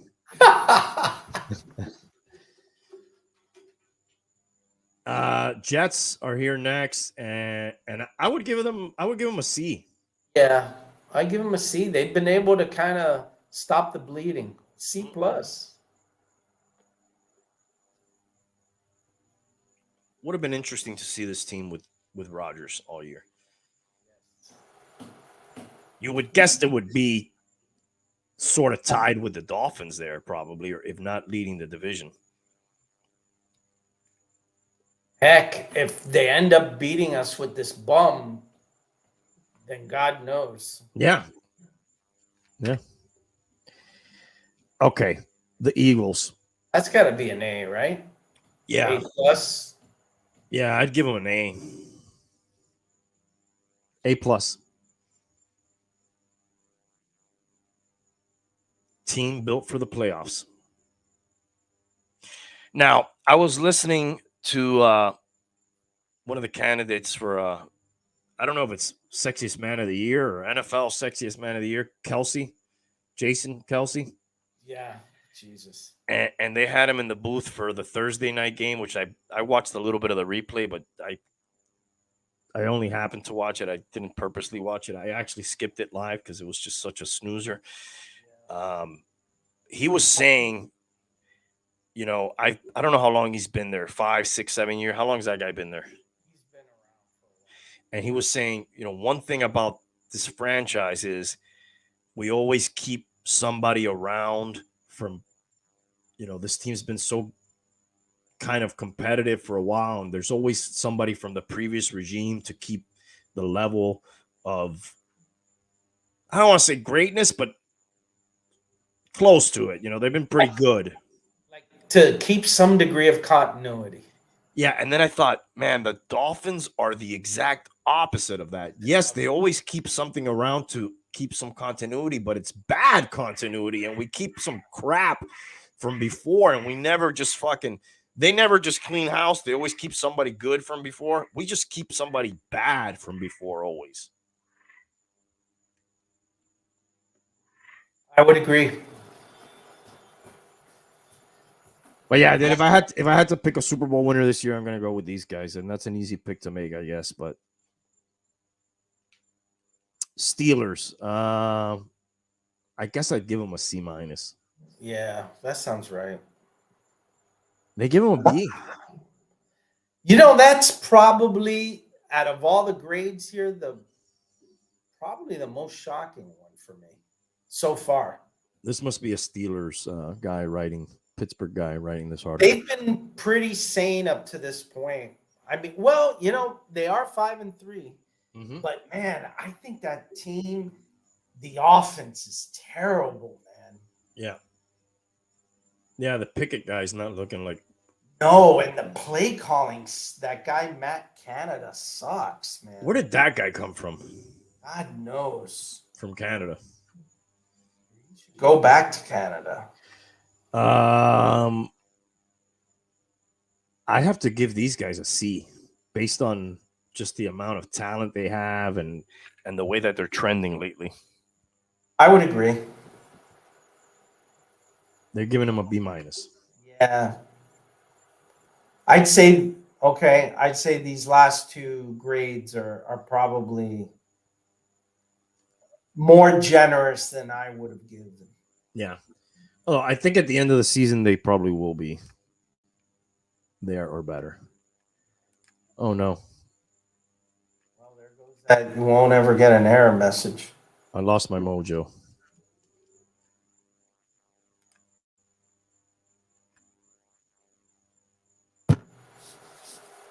All right. We just did. We're on the Seahawks, right? Sure. Yeah. He didn't like his grade. Look at him. Wow, he looked like he got penetrated. Oh shit. That looks like some type of exam was given to him. Well, at his age, you have to do those, Yeah. regularly. I'd give these guys a B minus, maybe a C. I'll give him a C. B. Oh, I got ahead of myself there. I got way ahead of myself. Yeah, they gave him a B. And the Buccaneers Kind of suck, man. they started off kind of decent, but I was gonna say C minus.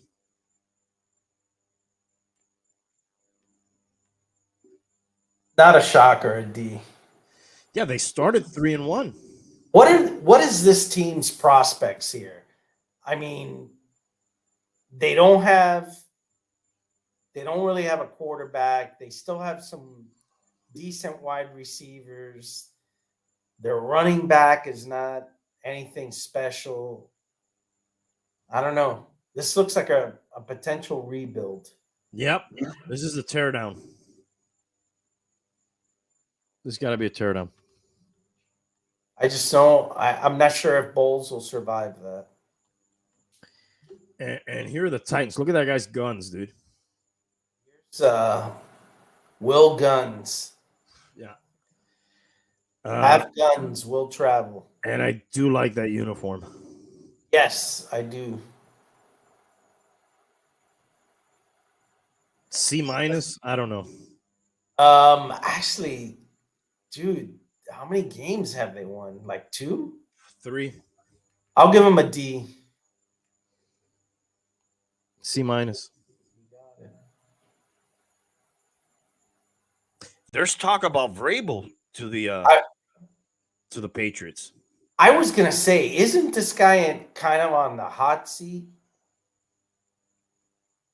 Dude, Tannehill was so bad that it's probably hard to put the blame on him. And I know they dealt with so many injuries last year too. And this year they have, I mean, that's how this guy unseated Tannehill. Really, he got hurt first, and then now that he's healthy, they're like, "Fuck you." Yeah, you sucked when you were healthy. Commanders. I was gonna say C minus. They're giving him a D plus. Yeah, I would have said C minus too. I think that's it. All right. to wrap this up, I'm going to just look at the stats leaders here.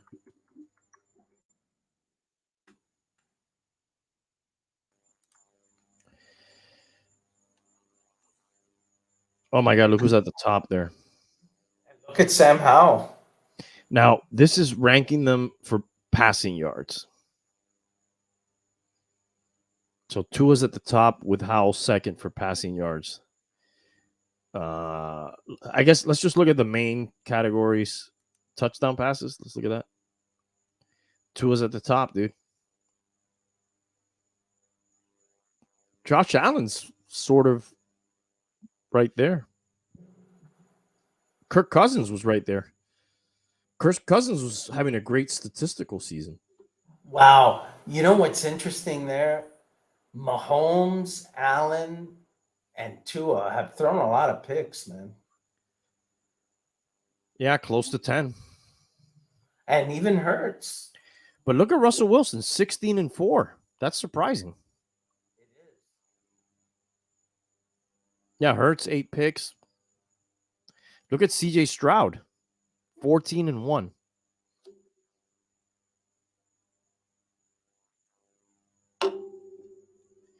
And if you go by rating, Herbert, 13-4. yeah, Keenan Allen is the best quarterback in the NFL if you go by rating. All right, so this is a lot of non-quarterbacks. Yeah, you'd have to go there, like where Tua starts is, I think, where all the quarterbacks start. Yeah, Tua and Purdy, and then Cousins. Let's look at the rushing real quick here. Christian McCaffrey. I'm surprised that guy hasn't. Well, he has missed a game or two. Yeah, but he still tops. Yeah. And I'm kind of surprised to see Zach Moss there at number 2. Yeah. Well, that's because they didn't have Jonathan Taylor, and they were running the ball like crazy, and he did well. Has Jonathan Taylor done anything? He's just coming back now, and he's, starting to pick up.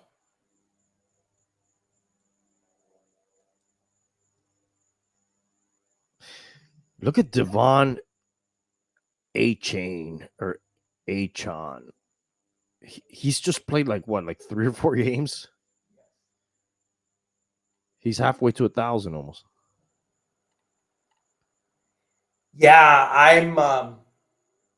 I'm concerned with that guy, and he's small, man.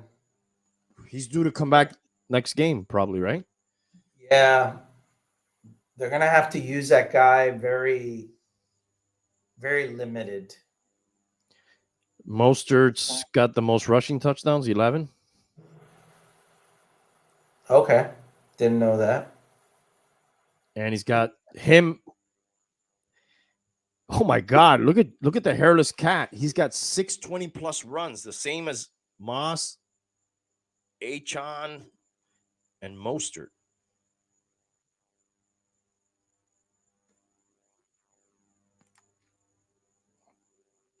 And A-Chain's got the most 40+ yard runs.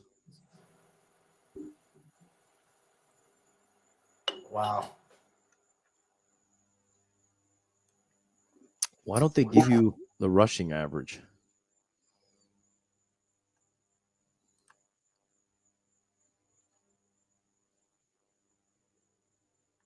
Stephon Diggs, 70 catches.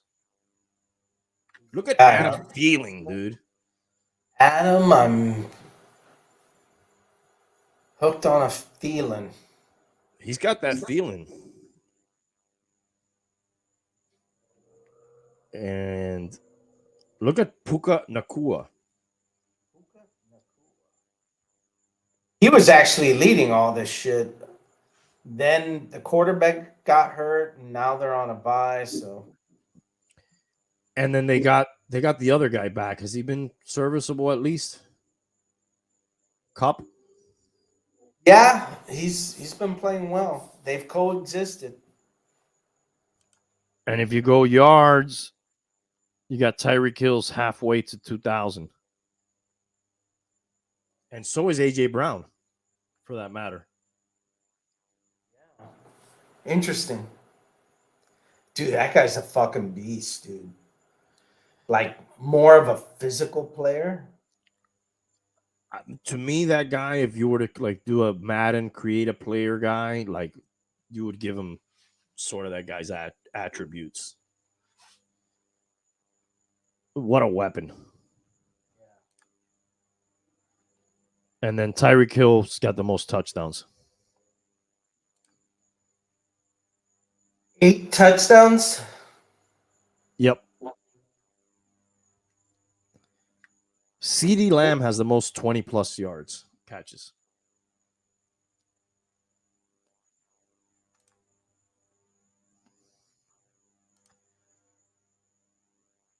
But Tyreek Hill has the most 40-plus catches. Second is Rashid Shaheed with 6 40-plus yard catches.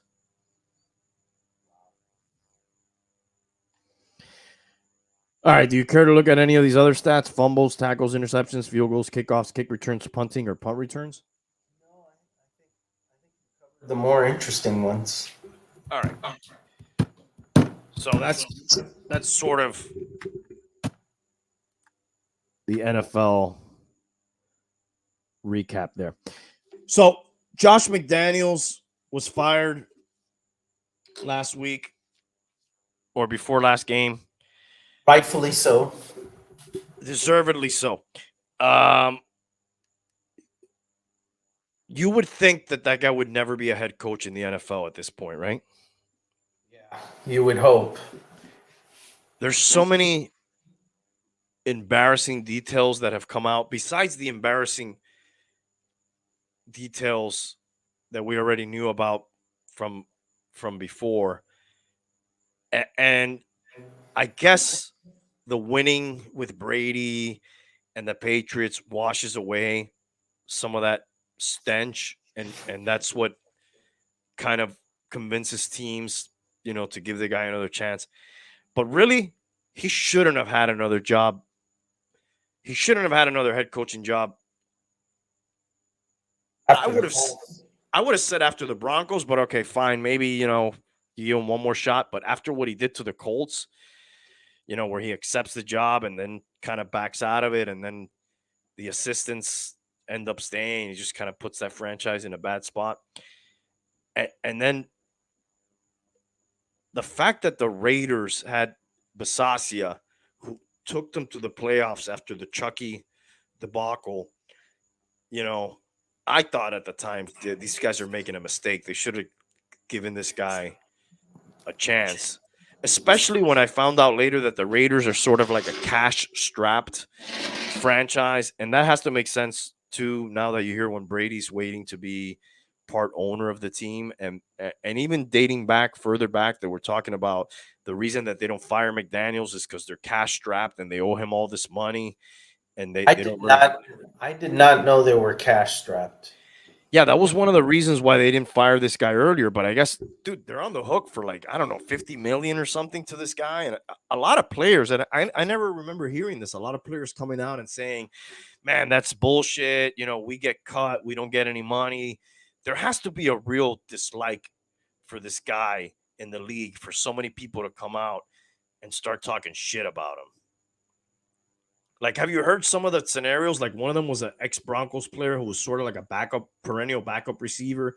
And when he came in, he caught him and he was like, dude, this guy, he traded away Peyton Hillis because he thought his wife was attracted to him.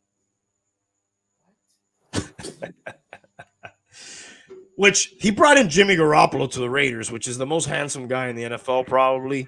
So I don't know if I believe that, but then there was the whole, I think we talked about this off the air, the whole speech that Pierce gave in the locker room about when he was a player on the Giants and that they were underdogs and they fought hard and they went and they beat the Patriots. And then Josh McDaniels went to him and said, hey, don't you ever talk about the Patriots like that. And that sort of divided the locker room and kind of was like one of the last straws there. But besides all that, game day, I saw a lot of game day. And yeah, you got to be able to draw X's and O's and all that shit. But I think game days where the real elite separate themselves. I saw that guy make so many bad decisions game day wise. I didn't.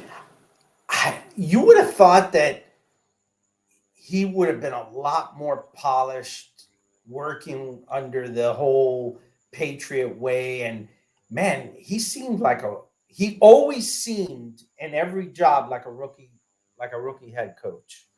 Like you could not see the experience that he was carrying from all this time with Bill Belichick. It seemed like he was always, hey, I'm brand new, you know? But isn't that sort of all his disciples? I guess you could say that to a certain extent. This guy seemed like, I don't know if he was the worst one. Probably Matt Patricia was the worst one. But they all seem to have that bravado of Belichick, but not the shit to back it up. You know, like people weren't buying into it. It seemed like. What I was surprised is his was like the 8th shortest. I was surprised. I didn't think 8th shortest tenure in NFL history for a coach. And I think his other stint with the Broncos was not too far behind that one. Also, and he's the only guy to ever be fired twice midway through his second season.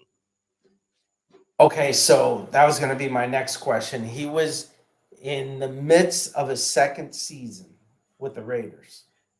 Yes, and he was in the midst of his second season with the Broncos when he got fired, and they had that whole debacle about videotaping the Niners. Seems to happen to them a lot. And nobody puts that together. They didn't really. They said he didn't know, but they still penalized him for not reporting it in time. But come on, you're a fucking Patriot. Yeah, not when you come from, okay, look, if it would have been anybody else, maybe you give them a pass because, like first time, but come on. Cheating comes from that franchise. And then you have a guy that comes from that franchise and has a cheating problem. I mean, come on. Yeah, and if you remember, he traded away Jay Cutler from the Broncos, and then all these comments come out, and he said, I could make a high school quarterback win in the NFL. Like I think the guy started believing, that all the shit he did with Brady, he could do anywhere, and obviously not the case. The Chandler Jones debacle, I'm sure, didn't help either.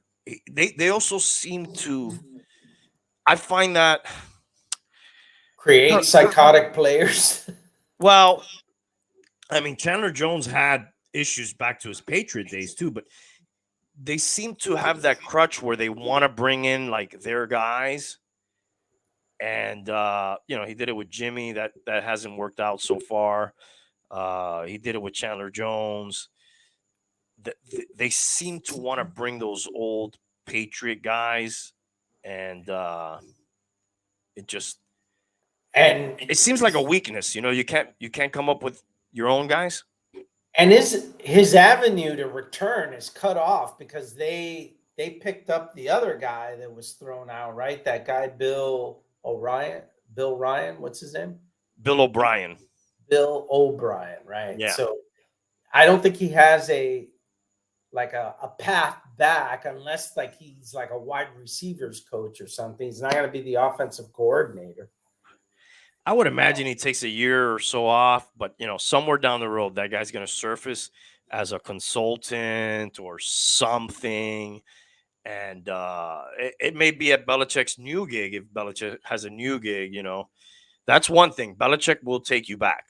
You have to come crawling, but you kiss the ring, he'll bring you back. So, and this may be a segue to the next thing that you were going to talk about, but I have heard that one of the leading candidates to fill the Raider job is Harbaugh in Michigan.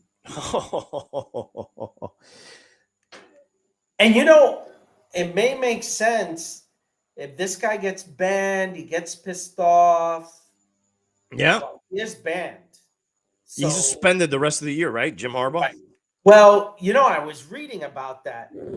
He could still coach he could still be with the team and like coach at the practice facility. He can't be a game day coach, which is stupid, isn't it? You would think he would be banned, period. You're either banned or you're not banned. Right. He could apparently be with the team. He actually flew with the team to the next game. That's so curious. Just can't coach during the game. Yeah, that's very curious. Jim Harbaugh, Michigan guy. Michigan cheating. Brady, Michigan guy. Patriots, cheaters. Interesting. The story's kind of wild. They had this guy, Stallions is his name, Connor Stallions, which is a great name. And this guy wanted to move up the ranks and, become sort of make a name for himself. And what they say is that he took it upon himself to do this whole scheme, but that's highly unlikely. Either he took it upon himself and presented and was greenlit, or he was told to do it, whatever the case may be. He was, since 1994, they have a rule in place where it's okay to watch game film and steal signs from game film, but it's not okay to go and film at games yourself and steal signs. It's not even allowed for you to go scout the opponents. And it came out, he had like 30 tickets purchased for opponents' games and 4 tickets purchased for possible playoff opponent games where he was at. There's even pictures of him dressed in opposing team's gear, I think posing like either a coach or trainer or something on the sideline. That's funny, man. That's another level. Let me see if I can find the picture of this guy, dude. And by the way, if you could clarify something. So when they say signs, because in a lot of teams now do like a number on a whiteboard. Have you seen that? Yeah, it's more prevalent in college because they don't have the microphone in the quarterback's ear.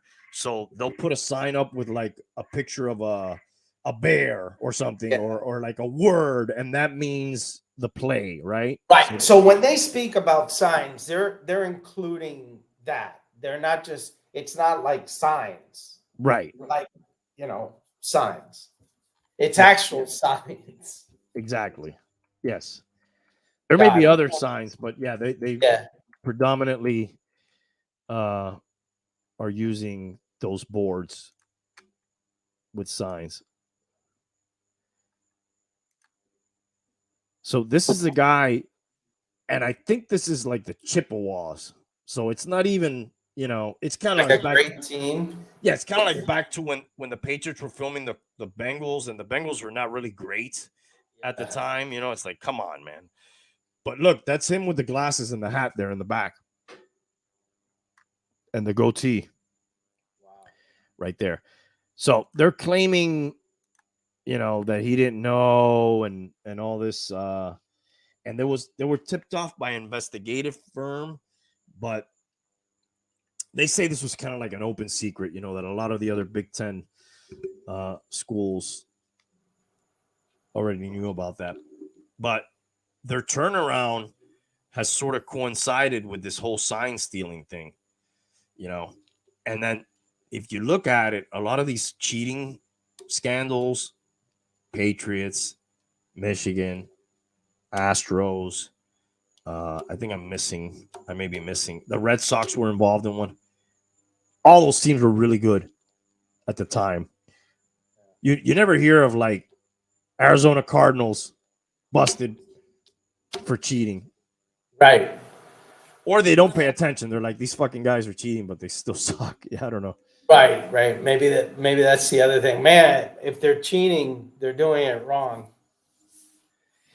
And they did rescind their contract offer to him. He had a contract offer, and Michigan has rescinded it right now. So I don't know. Wow, that is really surprising because usually the university takes the stance of, well, let's wait for the investigation to finish. Let's not rush to judgment, right? Mm-hmm. Wow, they held off his contract. Maybe that Raider story has some teeth to it then. No, he may get pissed off and jump ship. Who knows? So I don't know. I don't know what's going to happen with all that. It will be interesting.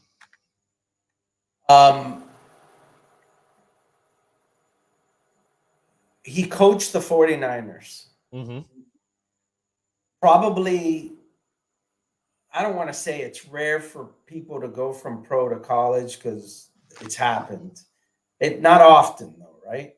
I mean, Nick Saban did it. I mean, there's others. I forgot to mention this. Josh McDaniels, he got his start under Nick Saban due to his father's friendship with Nick Saban back in Michigan State. Just a little tidbit there. I did not know that. Yeah. But what are you saying about the jump from the college ranks to the NFL? I mean, he did that. He already did that once. You remember Stanford, right? That's right. Saban tried it. But there hasn't been a guy that's bounced back and forth, or has there? I'm thinking. There probably has been. Lou Holtz had a brief NFL tenure and then went back and had great success.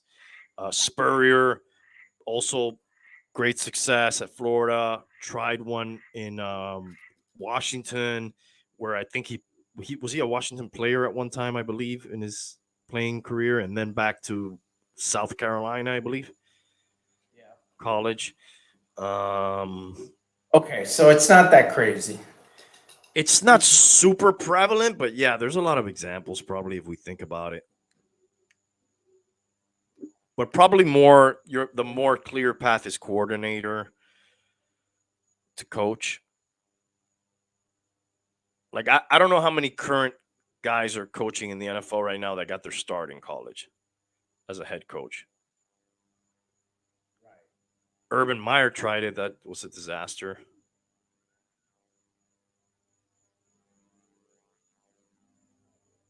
It probably used to happen more back in the day. Yeah. All right. Anything else? More football? I got a couple other things we can talk about here. Non-football. I think we covered football pretty well there. Yeah, that was pretty intensive. Marvel's releasing another flop today, I think, which is The Marvels, which I think is combining films or characters that Marvel fanboys didn't like that much anyway, which is a bunch of the chicks into one movie, which I've never heard of a movie being pegged as a flop before it even comes out. This movie. Wow. Yeah. No, I haven't. I can't recall that. And then you got to take flop with a grain of salt, because if a movie doesn't make $1 billion for Disney now, it's a flop, right? Yeah. I'm sorry. Speaking of movies, two movies that I'm kind of interested in seeing. One is Napoleon with Joaquin Phoenix. Mm-hmm. I like Joaquin Phoenix. Tend to like his movies. Great actor. Yeah, and the other one looks kind of silly. It's from a guy who's kind of unheralded. Kind of always plays the same character, but is a funny guy. That guy Paul Giamatti. Mm-hmm. Very good actor. Yeah, he's doing a movie called The Holdovers. I don't know if you've seen the commercial for that.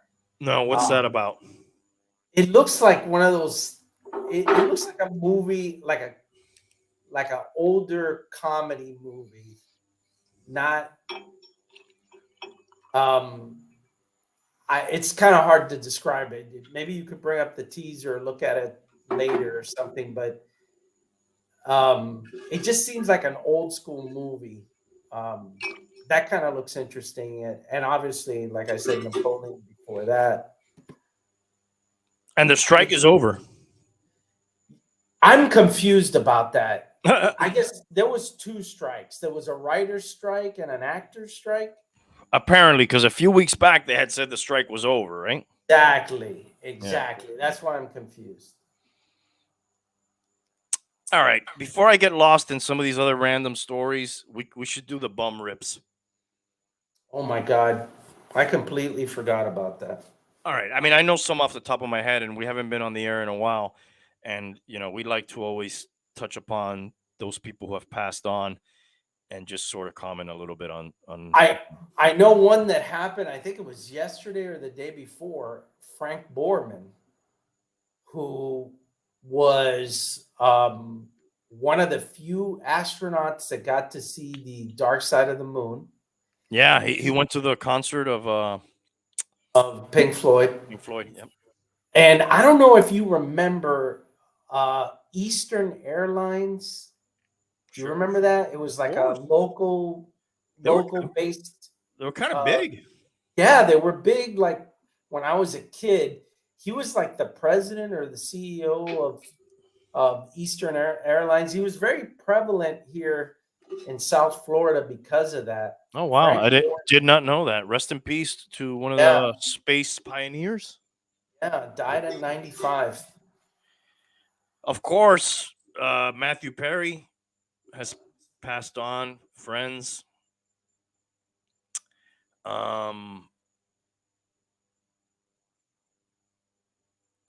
They haven't said the cause of death. They had his funeral. I have read that he was struggled with addiction, Big time. alcohol, and I don't know of other things. But I found it weird that right away they ruled out fentanyl and something else. Yeah, that's kind of odd. Yeah, like I hope I don't die and they say, guys, we're gonna rule out fentanyl. Right away. Like, fuck, that's the first thing they tested me for. It's probably a bad sign. Were you a big Friends fan? I was a Casual? fan of. I was a fan of what they would call that lineup as Thursday must-see TV. I don't know if you remember that. Was Seinfeld that too? Yes, it was like Seinfeld, Friends, Frasier. Oh, what a lineup, right? Yeah, I mean, I like kind of watching that whole thing. Frasier's back. Did you know that? Yes, I heard about that, but yeah, didn't know a ton about it. What was the other one? Will and Grace was. I don't know if that was the same time or a little later. Probably. I think it was a little later. There may have been some crossover, maybe. Yes, early Will and Grace, late. And I don't know if late Cheers may have been part of that too. It may have. Wow. No, I think you're going. Maybe late Cheers was part of early Friends. Something like that, well, Frasier came from Cheers. He's a spinoff, yeah. Yeah, so that there may have been, with Frasier, there may have been a late Cheers. I liked Frasier. I did too. Yeah. I especially like the old man. Very funny. He passed away not super long ago. Yeah. Also, Niles. One thing about all those shows that we're kind of talking about, and we briefly talked about it the other day, Friends, Seinfeld, even Frasier to a certain extent, even Cheers, maybe except Christy Alley, a lot of those people didn't really. Maybe the girl we talked about her. What's her name? Julia Dreyfus didn't really. Aniston, of course, had a lot of movies and stuff, but like. Well, actually, on Cheers, dude. I mean, Ted Danson, Woody Harrelson. Okay, yeah. So maybe Cheers doesn't qualify. Yeah, Woody definitely springboarded his. Well, career. but I think your point is that not all the actors were good, did something else. Yeah, and all of them, maybe one or two did something more.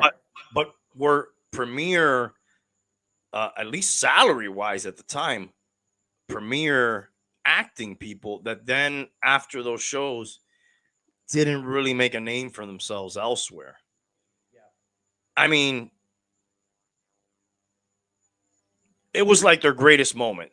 It was like they were part of a great team, but didn't really go on to have individual greatness to that same extent anywhere The else. majority of the sitcoms of that time, you could probably say that for. There was always the star, right? Yeah, and the further back you go, they would almost get pigeonholed into this is a TV actor, which 80s and 90s that was more considered like small time or smaller time. No, there's other examples. I mean, Michael J. Fox and Family Ties. I mean, that guy blew up outside of that. Well, he became very famous because of Family Ties, and then had great movies, but He might, petered out too. I guess because of his sickness too. So yeah, he may have been more the exception to the rule in that era, though, right? uh, there was Bruce Willis, Bruce Willis is another one. Moonlighting. Yeah, Moonlighting. I like that show. Do you remember that show? Wow, I Oh thought you yeah, would have dude. been I used to watch that, man. Yeah, him and Sybil Shepherd. I kind of had a crush on her. Yeah, but did you see that on the reruns, or did you see that? Man, you must have been young. Well, that was like a late '80s show. I thought it was early. I maybe mid '80s. Let's look that up. I thought that was the run on that was more. Short lived though, definitely. Right? It didn't last too long. It was like a private eye or something like that. Dude, Yeah, like it's a exactly best. what I thought it was. 1985 to '89. Yeah, you got to remember we didn't have that much options in that era. You know, Oh, but I don't know. I thought you would have been. How old were you then? I definitely wasn't watching in '85, but I definitely was watching it in '88 and '89, and I was 9 and 10.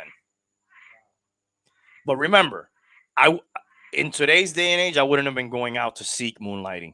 It was either Moonlighting or fucking, who knows what else was on. Archie Bunker, and I had watched all of those already, you know. That was a great show. That show would not be able to survive in this day of time. Dude, I just saw a clip that kind of puts that guy and that show in a nutshell. He was talking to Meathead, and he was complaining about a woman trying to get some job he was trying to get, I think, or a position he was trying to get. Did he work at a plant or something like that? Archie did. Right. And he was like, can you believe this woman, blah, blah, blah, trying to get this job, And then he said, they forget back in the days, the women, they were for cooking and having babies. And we would catch them and, make them do that. And then the meathead goes, oh, really? Oh, really, Arch? How about the women with the longer legs and the more athletic bodies? And he was like, we would throw a rock at them and catch them, and then we would make them have the babies, and then we would. And then he goes, really? What about the men that had short legs and were thick? And he goes, well, those were probably the first fags. You could never say that. No, Today. man. The things that guy would say, and I gotta say, man, that guy reminds me so much of my dad. It's amazing. Yeah. Do they still show that? They do, like in what's the the channel that has all those reruns. They show Carol Burnett. They show all those shows. Not like Nickelodeon. Classic It's like TV or something like that. yeah, or Me TV or whatever. But man, and I think that's the show that created the most spinoffs too. The Jeffersons. The Jeffersons, Maude, the Cloris Leachman show. The Meathead had his own show with his wife, I think, at one point. Very short lived. Then there was Archie Bunker's place after Judith or Edith dies. He opens up a bar. Mm-hmm. I mean, yeah, ton of. Oh, and I think, and more extended, like Maud, her housekeeper was the black lady from Good Times. I don't know if you ever watched that show. Dynamite. I watch that all the time. Yes. Jimmy Walker. And Yes. Maude was not one of the Golden Girls, but she was. Was one of the Golden Girls. She was. But it wasn't Maude, right? No, it wasn't related. It was Dorothy, I think. Yeah, something like that. But it was the lady who played her. Yeah. Right. Oh, we're getting sidetracked here real quick. A couple other people that passed since the last time we've been on the air, which has been a while, but Tim Wakefield passed, a longtime pitcher for the Red Sox, knuckleballer, age 57. Rest in peace. Russ Francis, tight end. Yep. For the Niners. And I think we're missing, there's some others that we're missing that have passed. Yeah, I can't remember the last time we had the show. Did we cover Tina Turner? I think we did. Yeah. I think we got it. We're missing a big one, I think. There was Michael Gambon from the whole Harry Potter guy. Yes. I don't know if we covered that guy. No. There was Pee Wee Herman. Yep. We may have covered him. I don't remember, but rest in peace. You ever watch that movie? Pee Wee's Big Adventure? You know, I can't recall if I saw the movie. I could definitely tell you that in my early experience of cable TV and when I first got HBO, I did watch Pee Wee Herman's, I think it was Funhouse or whatever the HBO show was. Oh, yeah. Pee Wee Herman's Funhouse. That was another. That's how he started. Yeah. And that was like a routine he would do. Like it was almost like a stand-up routine he would do. He would come up and be this character and do that that character live. And then I guess somebody saw him and gave him. He had like 2 incarnations of that show, and there was multiple movies. And then, of course, he famously got caught jacking off at a theater. But that's what you do at those theaters, right? Like, why were they surprised that he was jacking off? And you know what? What sucks about that is, was that during the internet years? Because no, probably not, right? Yeah, no. That's what you had to do. Yeah. Now you could do it from the privacy of your own home. Yeah. Yeah. He's playing with his Pee-wee. Yeah. I don't know. I feel like we're missing some other ones, but I guess those are the big ones. Bob Barker. Yeah. Without going $1 over. Yeah. Make sure you spay and neuter your pets. Yeah. How much time is SBF going to get? Have they said? They said he would be looking at life in prison, but wow. Or a minute between 30 years and life in prison, but obviously that's not accounting for appeals and things like that. Okay. Jimmy Carter turned 99 at some point in recent. Amazing, he's still alive. Yeah, I remember hearing I think a year ago that he was on his deathbed. Yeah. I did see those. I guess his family members talking about Bruce Willis really deteriorating, which sucks because I really like that guy, man. I thought he was excellent actor.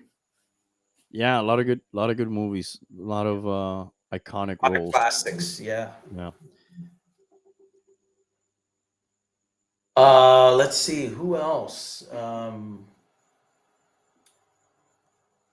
Well, there's also we continue with uh, uh, the apocalypse of the world, right? Yes, I was trying not to touch on that, but go ahead. Okay. Go ahead. Oh, just all the raging wars and conflicts throughout the world. I think tomorrow it's going to be like 88 degrees, and the hottest year ever on record. So you got the climate people saying we're heading down the old climate debacle.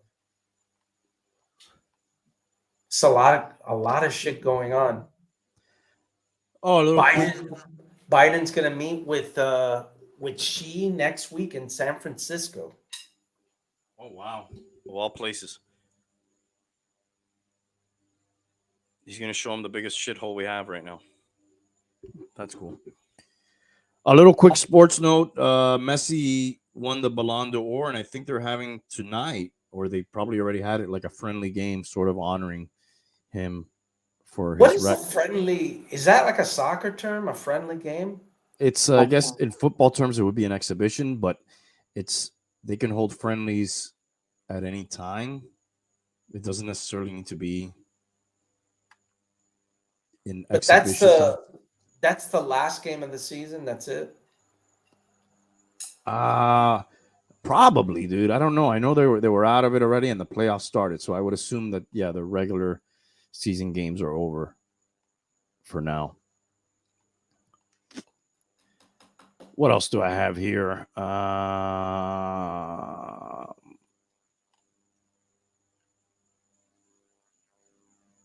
We've been trying to be a little healthier here, and I have an Ozempic note. Ozempic.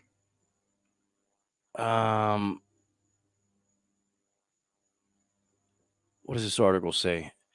The obesity drug's growing popularity has made numerous execs across industries reference it in earning calls and future plans. Originally developed as a type 2 diabetes, and similar drugs like Wegovy suppress appetite and help users lose 50% of their body weight. Over 9 million prescriptions were written for these blockbuster drugs in the last 3 months of 2022 alone, and they're a cash cow for their manufacturers because users have to stay on them to keep the weight off. Yes. So And there's reports coming out of the side effects of those people that are doing it. So you lose 30, 40 pounds. You get off the drug, you're going to gain the weight back automatically? Well, if what was making you lose the weight strictly was based on no lifestyle changes and it was just the drug, yes.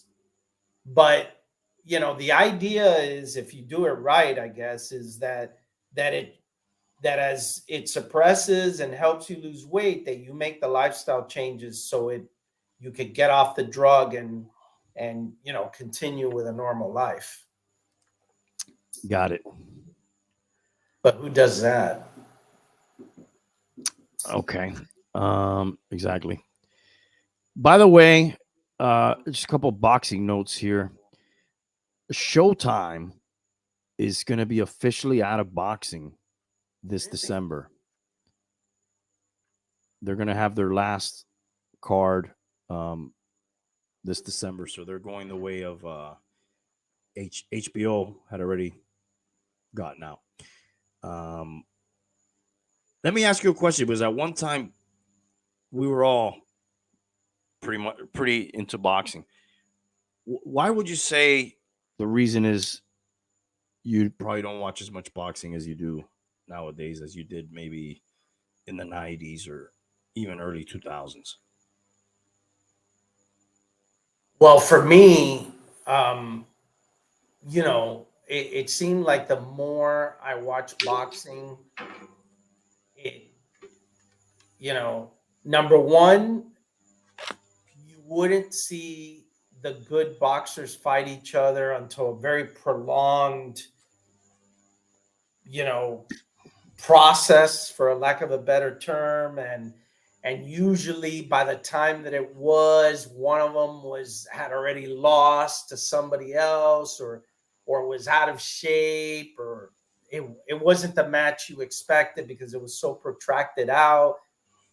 That was one reason. The other reason was because of some very suspicious and crappy, decisions or lack thereof, outcomes of fights that were clearly something was amiss in those matches, and it seemed to get worse. Both of those things seemed to get worse as time went on. Yeah, they're kind of still in some ways. I heard about a recent one with the Tyson Fury stuff. Oh yeah, dude. I mean, Francis Ngannou, former UFC heavyweight champion who left that promotion, sort of did this. It was a sanctioned fight, but it wasn't for the belt with the world heavyweight champion Tyson Fury. And to me, Ngannou won the fight. Um, he was able to knock him down early on, and towards the end, Fury was probably just trying to survive. He wasn't really being the aggressor. And this is in Saudi Arabia, and they have an upcoming unification bout with the Ukrainian guy who has the other belts. Jesus Christ, I'm forgetting his name right now. He holds all the other belts. He beat Anthony Joshua. Came up as a cruiserweight. That's where he made his name, and then moved up. Oh my God, why am I forgetting his name? The Ukrainian guy. You know who I'm talking about?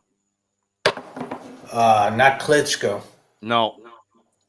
Guys retired many years ago. Yeah, but he's part of the reason, I think, why boxing interest waned. Was the Klitschko brothers were the best, kind of boring European guys, wouldn't fight each other even though they had belts, obviously, because they're brothers. I thought the Floyd Mayweather thing contributed to a lot to the decline too. Like, even though there was a lot of Mayweather fanboys, I just thought that brand of boxing was boring overall. The defensive, I guess that's kind of cool to see a defensive boxer every once in a while, but not as the face of boxing, like you think of boxing as like a guy who's going to go and, be tough. And I'm not saying that Mayweather's not a tough guy, but, everybody wants to see kind of somebody get knocked out, or everybody wants to see a brawl. He was never going to do any of those things. Is he retired? Yeah, but he'll fight some celebrity or some non-boxing guy every once in a while. That's what's kind of big now, the celebrity boxing, and he'll make a ton of money, fighting some sparring partner or YouTuber or past his prime UFC fighter or something like that. I can't believe I forgot this guy's name. Anyways, they had the upcoming unification fight, and they weren't gonna jeopardize that, so Fury got the decision. The only way Ngannou was going to win that fight was going to be a knockout. And for his first fight, pretty impressive, because you see all these MMA and other guys come into boxing, and they just, they can't cut it because it's hard to just get in the ring. Yeah, and vice versa. Did you? Alexander Usyk is who I'm talking about. Did you ask me the question about the boxing for a particular reason? Well, because I just mentioned Showtime's getting out of boxing, and that's obviously due to waning interest in the sport. Why would you ever get out of a lucrative business? Obviously there's not enough interest. We had HBO, which all the those were the big fights we would watch. It was HBO, Showtime. Now you got the streaming era with the Zone, and ESPN is still in the game and stuff. It's just the landscape has changed. When did HBO get out of it? That was a few years back. I'm not sure if it Oh was. wow, Yeah. I didn't even know that. Yeah. Yeah, I remember you know that configuration. You had Jim Lampley Mm-hmm. with Sugar Ray Leonard. Mm-hmm. Larry Merchant would interview the people and usually piss people off. And then Yeah. you had Howard Letterman with the Let's go to the score scorecards. with Howard Letterman. And did you have like a young Max Kellerman? That was that was towards the end. Yeah. Yeah, they got out of it in 2018. Oh wow. Okay. Mm-hmm. Yeah, that's a while already. Yeah. Yeah, we're 5 years plus since they've been out of that game. So that's the thing, there's a lot of times there's fights to make and they don't make them, or they make them late, like you said, or So that's still happening. they don't hit the iron when it's hot, it's They try to, but is that to milk it? it's sort of building up, hoping for a bigger payday, and then there's too many. So you got the managers, you got the promotions, you got the networks, and you got the fighters, and then you got the money, and then like they all have to agree. And if the money's not really, really good, nobody wants to put the record or the belt on the line. And then besides that, you got all the fucking federations, So I was gonna say the other thing that was affecting it by the time that I stopped watching it was a lot of different associations or federations or whatever. And man, I remember when I first started to watch boxing, like, the weight classes were, 5-10 pound differences. Then, it became like, 2.5 pounds or, just weird, odd weights. And, that seemed to water things down. I don't know if they did that to have, to make boxers be able to make weight better, or to have more belts to win. I don't know what the purpose of that was, but I remember people used to always complain about that too. And at the time, I didn't get it, and then later, it hit me. Yeah, that's no good. Yeah, you eat a cheeseburger and you're Yeah, you're in another weight division all of a sudden, and exactly. then it's yeah, it's kind of a shame. It's I'll still watch most of the big ones, but it's not. They've lost the casual and the more than casual also over the years due to a bunch of different things. But UFC's kicking their ass. But at the same time, UFC's kind of fucking the fighters, So How do you like UFC? You like, or MMA? You like that? I'll watch now and then, but you know, once they get on the ground, like I watched the fight, I watched UFC last weekend, and it was Derek Lewis versus I don't remember who, and it just ended up being 5 rounds of a big fat guy getting smothered on the floor by an athletic guy with his nuts in his face, for like 20 minutes, and I was like, this is not entertaining, man. You know, this big Yeah, fat guy's getting knocked down and then he can't get up. I find two things in the times that I've watched. I've seen good fights, okay? But generally, what I feel about MMA, it's either incredibly brutal and almost to the point where it doesn't look like any skill, which I know that's not true, but it Mm-hmm. just looks that way, or immensely boring, nutsack in the face, a lot of grappling, and that's it. You know, so I've seen good fights, but usually it's one of those extremes. Usually, Right. Yeah, sort of the same. I just sort of wish that there was a UFC element or to boxing where Way maybe they manage the fights. only one guy is saying you got to fight him. That's it. They You don't, they you don't have seem to another. do that part right, right? Is that what you're saying? They do that part right. Yeah, you're gonna get stripped of your belt, and you're not gonna make the money unless you fight this guy, and you can't be inactive for over a year. You got to fight every 6 months at least. And in boxing, Tyson Fury hasn't fought a real fight, even though he got more than he was bargaining for with Ngannou since last year, really, and not really defending the belt. So if you're the champ, you got to defend the belt, and you got to fight the number one contender. But then you look at the different. If we were to pull up right now the top five in each federation, they're also different guys. And then there's a lot of like number one is not the same number one from the WBO as he is from the WBC. The number two contender in the WBC is not the same. Like, and it's political too, and it's just. And then they have all these other belts like super champion, interim champion. And why is this guy? They grant them that status so they don't have to defend the belt, that super champion thing, or they grant them that status so they can go and fight somebody in another weight class. And it's just they don't have the power to make the fights. It's almost like they're freelance, fighters. They can do whatever they want, and that hurts.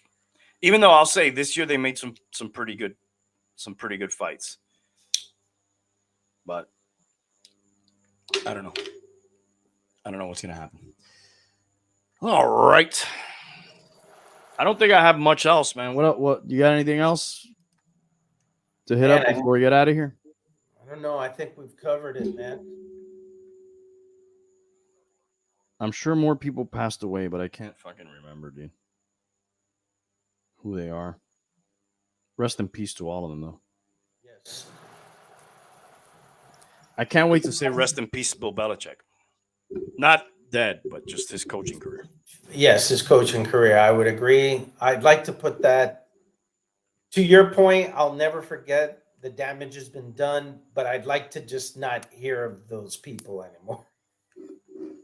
Yeah, dude. 100%. Enough of that shit already. And you were not a fan of the Beatles song. That was another note I had here. You were not a fan of that new Beatles song? I wasn't, because to me, and I guess partly because I heard it and then I found out how they made it, and that kind of took away from it. It really was a John Lennon song that they added the Beatles to. And if you ever listen to John Lennon as a solo guy versus what he did in the Beatles, it was different. I mean, I liked some of it. It just didn't feel like a Beatles song. Okay. Oh, Bob Knight, man. Rest in peace. That was another one, dude. Yes. Yeah. Bobby Knight. Tough guy coach. Died at the age of 83. Known for his big wins and big temper. That guy like pushed some kids around and threw chairs at people. Yeah, he would grab people by the collar and shit. Trump was a big fan. He had some pretty good meltdown interviews. Moments. Yeah. I like those. I could see myself doing some of that stuff. By the way, there are two other quick notes here that I had. Books. Everyone's got them, right? Books? Yeah. Like personally, everybody owns books? Pretty much, right? Would you say? Yeah. Except 9% of Americans. A survey from YouGov found that almost 1 in 10 Americans does not own a single physical book. And 3% of Americans own more than 1,000 books. Wow. Most people organize them by genre, 10% by author, 3% by color. And my last note that I had here, an auction. Let's see if you can guess what the price would be for this. A salvaged dinner menu from the Titanic is expected to fetch this amount at auction when it goes on sale Saturday. It probably already went on sale. The menu is water stained, but has a lettering of one of the first meals on board just days before the ocean liner sank on April 15th, 1912. Wow. So that means that they recovered that, like, well, let me not assume they may have recovered that just from the top of the water, right? Initially when it sank, That I don't versus know. I can't imagine that they retrieved it from the bottom of the ocean, but Yeah, I don't know those details. I'll say $300,000. They're saying 86,000. Wow, that sounds cheap. Yeah, that's probably a better investment than a lot of other things nowadays. All right. That does it, bum. Let's get out of here. All right, where are we All right. going? We're going out of here.